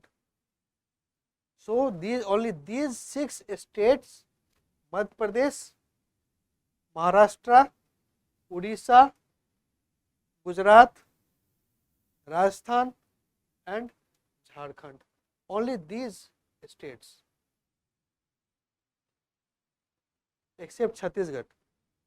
Chhattisgarh highest percentage of the population among the 50 major states, but number of tribal people are not there because Chhattisgarh do not have so much of population, large population, right. So these 6 states includes 21% of the scheduled tribes population, right. So what are the characteristics? Why are they called scheduled tribes?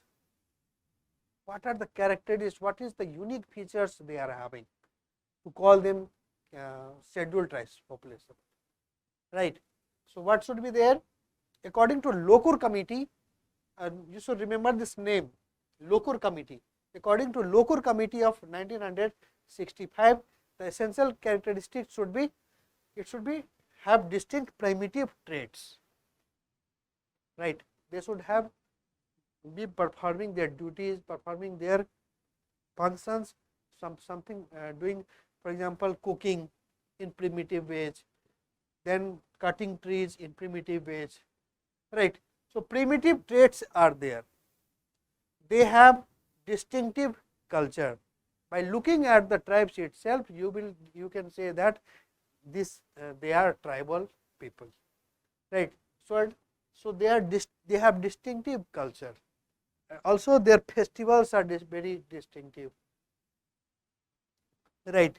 Their songs, their festivals, all these are, they have distinctive culture. Then the shyness of contact with the community at the large. They are still tribal in nature because of this, because they are shy. They do not want to be mainstreamed in the society. They means they do not want that means whatever the living standard, whatever the living, whatever the way other people are living, they should also be living that. They are not accepting them, right. So they have the shyness of the contact with the community. They do not want that other person should visit their regions, right. And for that matter, inner line permits are there, isn't it?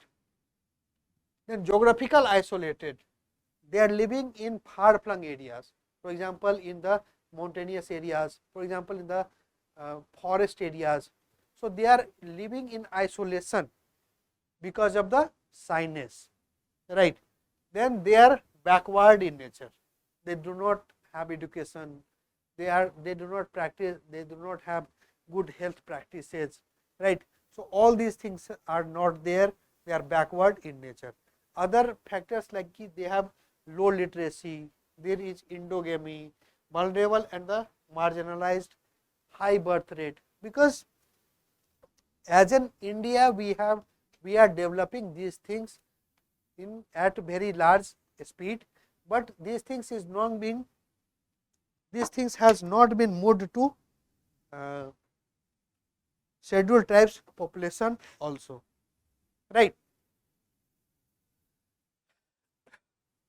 Now, can you say that tribal population is not diverse in nature?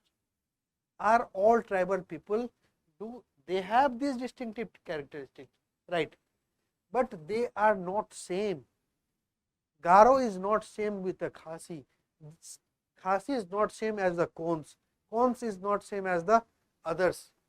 hills, right. So they are different. How they are different? There is cultural differences among them, right. Some must be practicing some festival, other must be practicing other festival, right. Some is using some instrument, some other is using other type of instrument, local instrument itself, but they are performing differently, right. So they have cultural differences, racial differences, they look different. You can say by looking at them that they are tribal people, but you cannot say which tribe they are, right. They have some distinctive characteristics, by they have some racials. The scheduled, the tribal population of India will not be same looking as the tribal population of Africa. The tribal population of Australia will not be same as looking as the tribal population of what? Europe, right. So they have different racial characteristics, linguistic also, they are speaking different dialects, right. They have different, they are different dialects following speaking different dialects, right. Then different religions, some following Hinduism, some following Christianism, because of the Christian missionaries, because they have transformed the Hindus tribes into Christian, right. So some performing Christians, they are religiously different. Then regionals, some staying in the Madhya Pradesh, some in the northeast area, some in the tribe this Tamil Nadu area, right. Integrational, some tribes are integrated somewhat in the with the mainstream society, but some are completely isolated.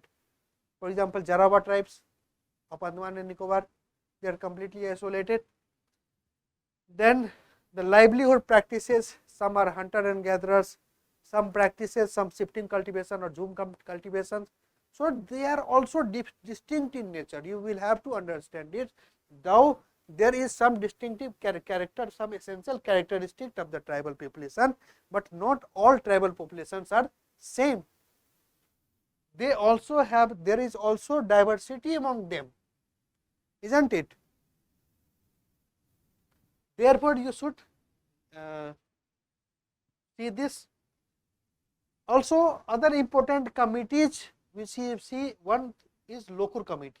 Lokur committee has given that these are the distinctive feature of the tribal population.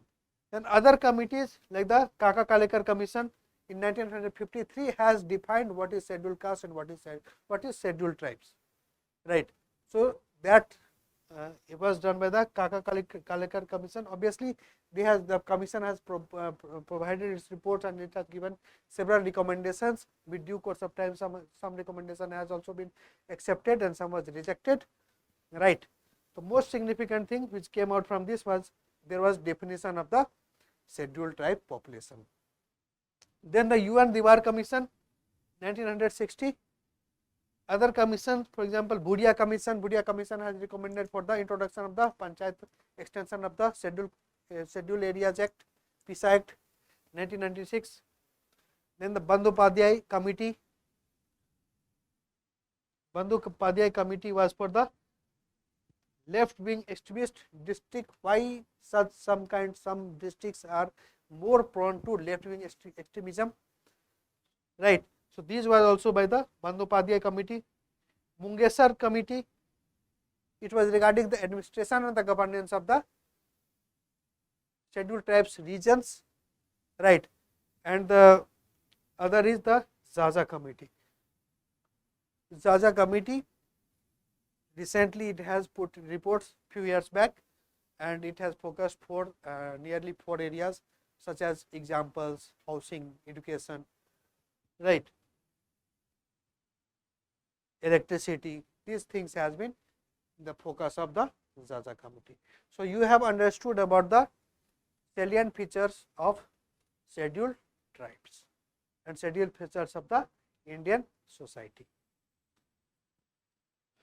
Then tribal population. This was a question of UPSC what are the uniqueness of the tribal knowledge system and what are the government initiative with respect to tribal population. So, what are the uniqueness of the tribal knowledge system? The knowledge system are based on the local resources. They have the knowledge of the local flora and fauna. They know which flora is used for treating which kind of diseases, right. So, they know all the local vegetations. So, this is the knowledge system of the tribal population. For example, the Mandavi tribes of Tripura, they know the medicinal benefits of the local herbs, right. Similarly, environmental protection and conservation related things. For example, there are sacred groups. Near about 1400 sacred groups are there in India. So, these tribal populations, they worship the trees, they worship the forests, and they treat them as a sacred groups, sacred places which cannot be cut into. So, they are sharing their knowledge through this. They have the knowledge about the changing environment also. For example, how some vegetation is evaporating, some vegetation is eliminated, right. So, such knowledge system is there in the tribal system. Then traditional method of cultivation like the jhum cultivation, organic farming, these are being performed. Most of the tribal populations which is not performing hunting and gathering, we are not based only on the hunting and gathering, are based on the jhum cultivation. For example, in the northeast India, for example, in the Odisha, the Dingaria tribe of the Odisha is performing this jhum cultivation. Mainly organic cultivation is they are performing, right. Then traditional knowledge and traditional methods of the knowledge transfer. Tribal population, most of the tribal populations do not have a language, they are speaking only dialect, they do not have a script. So, in which script or in which language they will be writing their epics, or they will be writing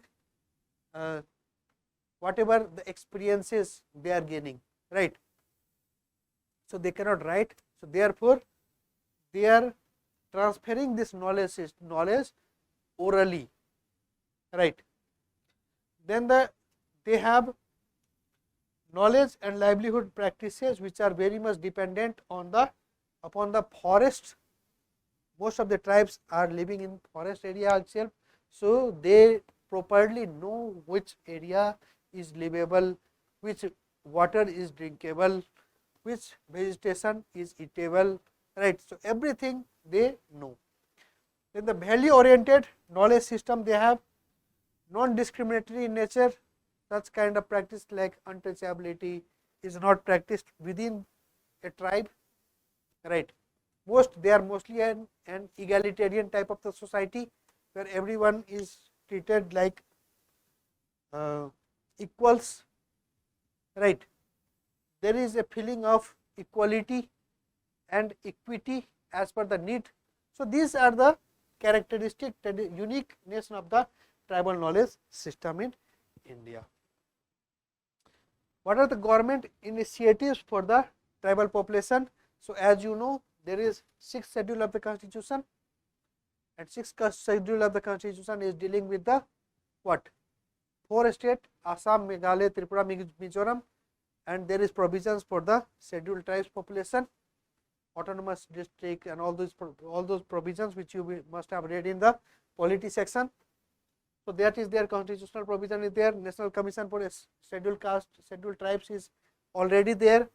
Statutory provisions such as the Forest Reserve, Forest Right Acts, then Scheduled Caste and Scheduled Tribes Act 1999, Panchayat Extension to Scheduled Areas 1996. So, these acts are there for the protection of the rights of tribal population. Though how much these acts is being implemented and how much not, that is the discussion for our governance classes, right. But you have these provisions, you can mention this as in salient feature of the Indian society part, or wherever we are writing answers regarding tribal population. right. Then the other government schemes like the Bandhan scheme Yojana. So there has been several government schemes which is promoting the tribal culture, which is promoting the tribal economy, right. So these things is there. Ban Bandhu Kalyan Yojana, then Pradhan Mantri Jeevan Yojana. So all these things are there, which is uplifting the social, economic and the political characteristic of the tribal population. So are you getting it? Right. Then another salient feature which we will see, which is very important, that is unity in diversity. Right. Unity in diversity. We are a people, we are a society which is performing unity in diversity, isn't it? What are the features we are performing as a unity in diversity? So the constitutional methods, for example, the unitary feature of the constitution, like the all India services, like the single citizenship, then single taxation system, GST we have implemented, right. So all these things are unitary in nature, and this bringing us as a, this is bringing a sense of unity among diversity, because we have seen that the diversity, we have multi-religious people, we are there are multiple castes, multiple class, several forms of marriages are there. There is discrimination based on the gender, patriarchal mindset is there. So all these things are there, that is making our society diverse, but some things are there which is also making our society united, and among that constitutional provisions in which unitary nature is there, which is making our constitution, because there is only one constitution both for the center and both for the states, right. So these are there. Then there is religious coexistence. We have seen that near about 80% of the population are Hindus, 14% of the populations are Muslims, right. Likewise Christian 2.3%. So there is religious coexistence.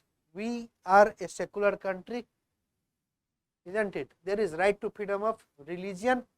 So we are a secular country. This makes our country united. There is no discrimination on any particular religion, or there is no favor to any particular religion. State is not favoring any particular religion, right. Then economic integration is there, GST is there, GST is implemented in all over India. Also there are economic growth, we have some raw materials from some states, then we have industries in some other states. What is this? This is unity. This is showing, this is reflecting unity, right. So we have economic integration.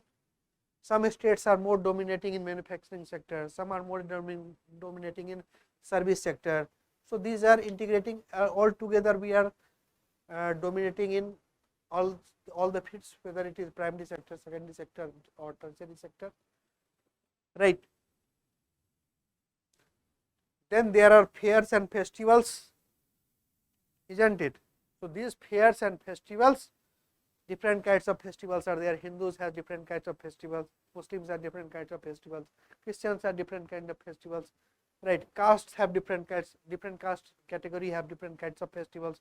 So all these festivals are making us united. Then there are climatic integration. There are diverse climatic in India. It is said that there is not a single climate system in whole world which is not present in India. We have Himalayan types of, in Himalayas we have different alpine types of climate, then we also have other forms of climate, right. Monsoonal pattern is there. So we have different climatic conditions, and all together we are united whole as an India, right. So, climatic integration is there, sports is uniting us, different states is ahead in different kind of states. For example, if you say examples of Haryana, then Haryana is dominating in wrestling, right. Similarly, northeastern states in dominating in weightlifting. So, there is diversity, but still we are united in India. So, that is unity in the diversity. Then the media and social media, many of us has this account on the social media, whether it is Facebook, WhatsApp, or this YouTube and all these things, right. So, altogether they are giving us a different distinct characteristic. So, we are united, like there it provides us a unity, sense of unity. The cinema and entertainment, Bollywood is being followed in several Central Asian countries, also in South American countries, right. In African countries, you must have seen several memes or several reels of African people dancing on the Bollywood songs, right. So, this gives us a sense of unity among ourselves. We are unity and with diversity. There are diverse range of films which is being made in India, but altogether that is an Indian film, whether it is Bollywood, Tollywood, Hollywood, whatever the name you call, they are ultimately Indian films, right. So, there is unity in diversity. What are the importance of unity in diversity? You must be knowing that it is for the national integration, it is for the developmental and growth, it is for the global recognition. We have discussed that how if 1.4 billion population of India is speaking Hindi language, then how this will drastically change the perspective of whole world towards India. We will have the authority to introduce Hindi as 7th language in United Nations Organization, right. Then global recognition is there, everyone accepts that India is unity in diversity, right. Peaceful coexistence, so much diversity is there. There is CST, tribal population, then there are several caste system, matrimonial alliances, all these things are there, but everything exists as a peaceful coexistence. There is existence of peace, right. There is existence of tolerance, isn't it? So, factors threatening Indian unity, we will not be discussing a lot here, but still we will see. Regionalism we will be discussing when we will do in class 4 regionalism. Communalism, similarly communalism will be done in class 4 itself.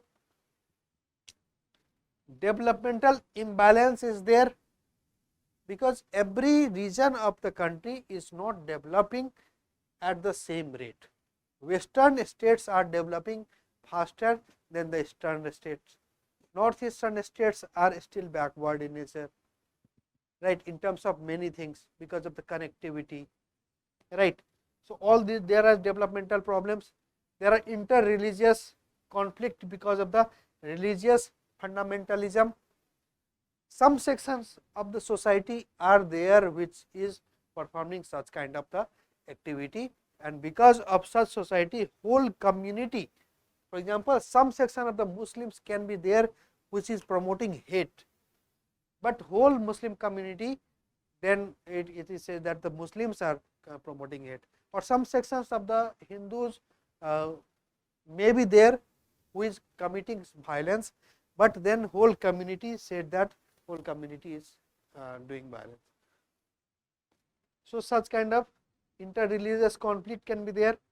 Caste discrimination and untouchability is still prevalent. we have just discussed that just factors for the dilution of the caste has been there. There is westernization, there is industrialization, there is modernization, all these things is there, but these things are still prevalent in the Indian society, and such things are hampering the India's national unity. Then political instability is there. Right now we are having politically stable government at the central level, but this was not the case before 2014. Since 1989 to 2014 we had the coalition politics, and that were unstable in nature. So political stability is there because of the diversity, right. Then interstate conflict is there, whether it is for the water, whether it is for the taxation system, whatever be the cases, there are interstate conflicts. The role of non-state actor, India is prone to internal disturbances as well as external disturbances. There is problem of internal security as well as the external security, right. So role of non-state actor is also there. Then external interferences and influences. India is a place where it had, unfortunately, it has diverse such as Pakistan, who is favoring the cross-border terrorism for India, right, which is a headache for India, right.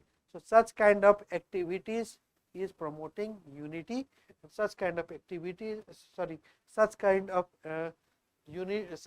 activity is threatening the unity of India. Terrorists are threatening the unity of India. They want to divide India, right. So these are the factors which threatens the Indian unity. By this you have seen that unity in diversity, how there is unity in diversity, then how, what are the benefits of unity in diversity, and how diversity is, we have been how diverse as a nation, how diverse as a society is there, we have also seen. Then if you see the diversity in India, so can you relate from this fact that India, there is still you can identify who is who, right, who is caste, what is upper caste people, what is lower caste people, what is, who is scheduled tribes, who is scheduled caste, right. You are still able to do this. Multiracial peoples, you are still able to do this. Who is Hindus, who is Muslims, who is Christians, right. So it is still identifiable in India, isn't it? So there is a concept in multiculturalism. Multiculturalism is a culmination of several culturalism, and that forms a multiculturalism. And in the diversity of India, in the multiculturalism, there are three concepts. One is melting pot model. If you, for example, if you put several kinds of chocolates, and for example, some vanilla chocolates, yeah, some dark chocolates, and put them all together in a pot, and if you heat them, then it will be very difficult to distinguish among that, isn't it? So the melting pot model says diversity is gone in the pot, right. For example, the American society. In American society, there are Chinese also, there are Irish also, there are Italian also, there are Mexican, Russians, Indians, everyone is there. But once they go there, because of the nature of the government or because of the nature of the society, that gets assimilated into one, right. So that society is called melting pot model society.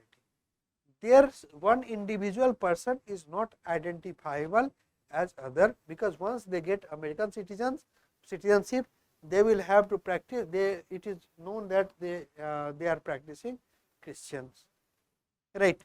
So that is multi-pot model. But what is happening in India's case? In India case, there is mosaic model of society and there is salad bowl of models. Have you, whenever you see the salad, in that you can distinguish between cucumber, you can distinguish that something is onion, you can distinguish that something is tomato, right. So individual items is still distinguished, but they are put together in a bowl. So combinedly they have become salad. So they have combinedly they have become salad bowl, but individually you can also identify that this is cucumber, this is what, onion, this is this, right. So this is salad model, because in Indian society you can still identify who is Hindus, who is Muslims, who is Christian, who is Jain, who is Parsis. So individually you are also being able to identify. So this is salad model of diversity, multiculturalism. Similarly, in mosaic, you have seen this kind of pattern on the flooring. Indian floors, there are red stones, some there are green stones, then purple stones, other kinds of stones are there. So combinedly they are making a floor, but you can still distinguish which stone is there of which color, right. So this kind of patterns is becoming on what, on floor, right. So this is mosaic model of society. So Indian society is salad model of the society as well as the mosaic model of society. This term you can write in when you are writing the answer for the diversity of India. Okay. Then what other things you can write? Let's see the diversity of India. So there are various forms of diversity in India, and we have also discussed this, that we are religious diversity. There are Hindus, Muslims, then Sikh, Jain, Parsis. All these are the religious diversity. Then there are linguistic diversities, right. We have Hindi speaking people, we have Malayali speaking people, we have Tamil speaking, Telugu speaking people, right. So there are 121 languages speaking. Among that 121, 22 are the scheduled languages. So we have the linguistic diversity, and several languages. There are several language, means that are dialects which has not yet become language, right. So we have linguistic diversity. Racial diversity, we have seen that we have the people coming from the Mediterranean race, we have people coming from the Negritudes, we have people coming from the Australoids, Mongoloids, right. So we have also the racial diversity of the people. Then caste diversity. Caste diversity, we have several castes, upper caste, lower caste, Brahmanas, Kshatriyas, right. Then Vaishyas, Sudras. So we have caste diversity. Cultural diversity, based on the food, festival, then clothing, all these things are the cultural diversities. The geographical diversities, some people are living in the mountains, some are living in the plains, some are on the plateaus, some are the coastal regions, some are on the islands. So we have also the geographical diversities. Then class diversity, some are poor, some are rich, right. So there are also class diversity in our society. So there are various forms of diversity. Whenever the question asked that related to diversity, you can take up these points and you can explain this, right. Then what are the challenges? What are the challenges to the diversity in India? The challenges to peace, there is peaceful, the challenges of peaceful coexistence, because there are some person who are following religious fundamentalism. There is communalism, right. So there is domestic violence. So all these things are there, which is challenge to the diversity of India. Then suppression of minority sections are insecure. Minority sections are insecure because they feel that they will be suppressed, because 80% people are Hindus. So, religious majority Hindus have. So, some minority persons can feel that they are suppressed. So, this is, and some person, if some person is a majority is suppressing minority, then it is a threat to diversity in India. It is threat to unity in diversity in India. Then there are regionalism. Regionalism we will be discussing in more details when we will be in 4th class, when we will be doing regionalism,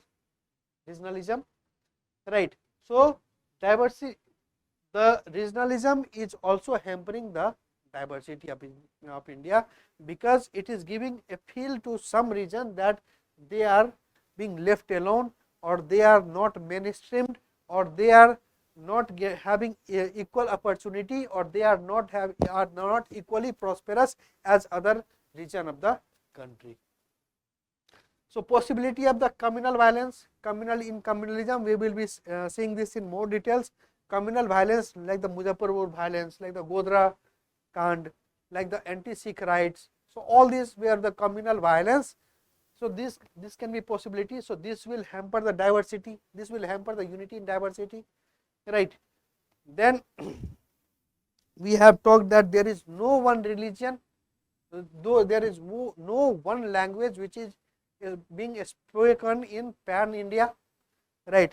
Like the Chinese Mandarin is spoken in whole Chinese, French is being spoken in whole France, Spanish is being spoken in whole Spain, along with that other countries also. So, we as a India, can we have one language in which 1.4 billion population can communicate? So, we are not having this. So, this is a challenge. Then neglect of the minority section based on the religion, linguistic and the tribal areas. This we have already discussed in much detail. That custom and tradition. This was also the question of the UPSC. They have said that they have asked what are the which kinds of the customs and traditions, something related to this, that Indian custom and tradition is becoming obscurantism, means they are becoming obscure in nature, they are not accepting to other cultures. Okay. So, leading to obscurantism. So, there can be religious practices which will make the Indian culture as the obscure, like in Hinduism there can be, what can be the practices of obscurantism? For example, in Muslims triple talaq can be there, which will make which is not letting women in power, right. So, this will make our culture obscure in nature. In Hinduism also there is discrimination. For example, women are not getting not allowed to enter in the Sabrimala temple, or there are domestic violence against the women. So, all these things, the religious all these religious practices will be make our culture obscure in nature. Then sacrifices, mostly it is seen in the Hindus that they sacrifice some animals for their wish to be fulfilled by the respective gods. So, such animal practices, the cow animal practice, the killing of cows, right, the sacrifice of cows, it was banned in later Vedic period also only, but still many animals are being sacrificed for the human for their deities, right. So, this will make our culture obscure in nature. Similarly, caste discrimination is there, still we are practicing untouchability. So, what kind of logic can you suggest that some person is of higher caste, some person is of a lower caste, and that too by the birth, right, and there is also not vertical movement. So, how can you suggest that some person are untouchables, some are not untouchables? On what basis, on what logic you are suggesting? So, untouchability is also there. Then gender discrimination like the patriarchy is there, So, this because of this gender discrimination, we are losing, we are getting economically, we are not getting as much economic growth as we should get, because 50% of the population are being suppressed, they are not getting equal opportunities, right. So, these are the factors which will make our custom and tradition obscure in nature. Orthodox thinking, for example, some people suffer the homosexuality issues, transgender issues, these are not being openly talked in India, and it's 21st century, but still the societal acceptance is not there. Even if the 377 has been abrogated from the Indian society, but societal acceptance has not been achieved in India, right. Homosexuality is still a taboo, right. So, these things are there. Age old practices, for example, astrology, tantra mantra. Now, astrology is based on the what position of sun and other planets, right. As you know that even rocket has been reached up to the Mars, then there are other mission on the Jupiters. So, this astrology things, the science of astrology, they have not done lots of research. So, this because of that, this is becoming obscure in nature. No one is now believing on this science. Maybe this science, maybe whatever they are telling is truth, but that is not based on the logic, because there has been many astrologers who were predicting so much things during the COVID pandemic, but nothing came out to be true. There were many astrologers who were saying more about during the this T20 World Cup, because according to astrologers, we were winning T20 World Cup by big margin, but we lost that. So, astrology as a science has not done lots of research, and because of that it is becoming obscurantism.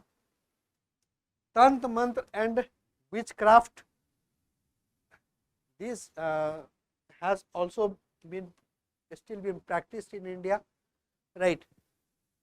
So, because of this obscure in nature, superstition, like what are the superstitions? Like if some black cat is cutting your path, then you should not go, right. This kind of superstition is still there in our Indian society. So, such kind of the traditions or such kind of the culture, it suppresses the regions or questions.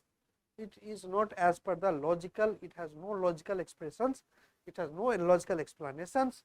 Therefore, it can be said that the Indian society, this custom and tradition of India is leading to, there is suppression of regions, and because of that it leads to the obscurantism. So, we have done almost everything about the salient feature of Indian society and diversity of India. We have seen this in much detail. So, this is more than sufficient to write any answer on this topic. You should be confident now that you will be able to generate good number of points for the in the exam point of view, right. So, this will be our first lecture, and we have completed our first lecture. In next lecture, we will be seeing the second topics. Thank you very much.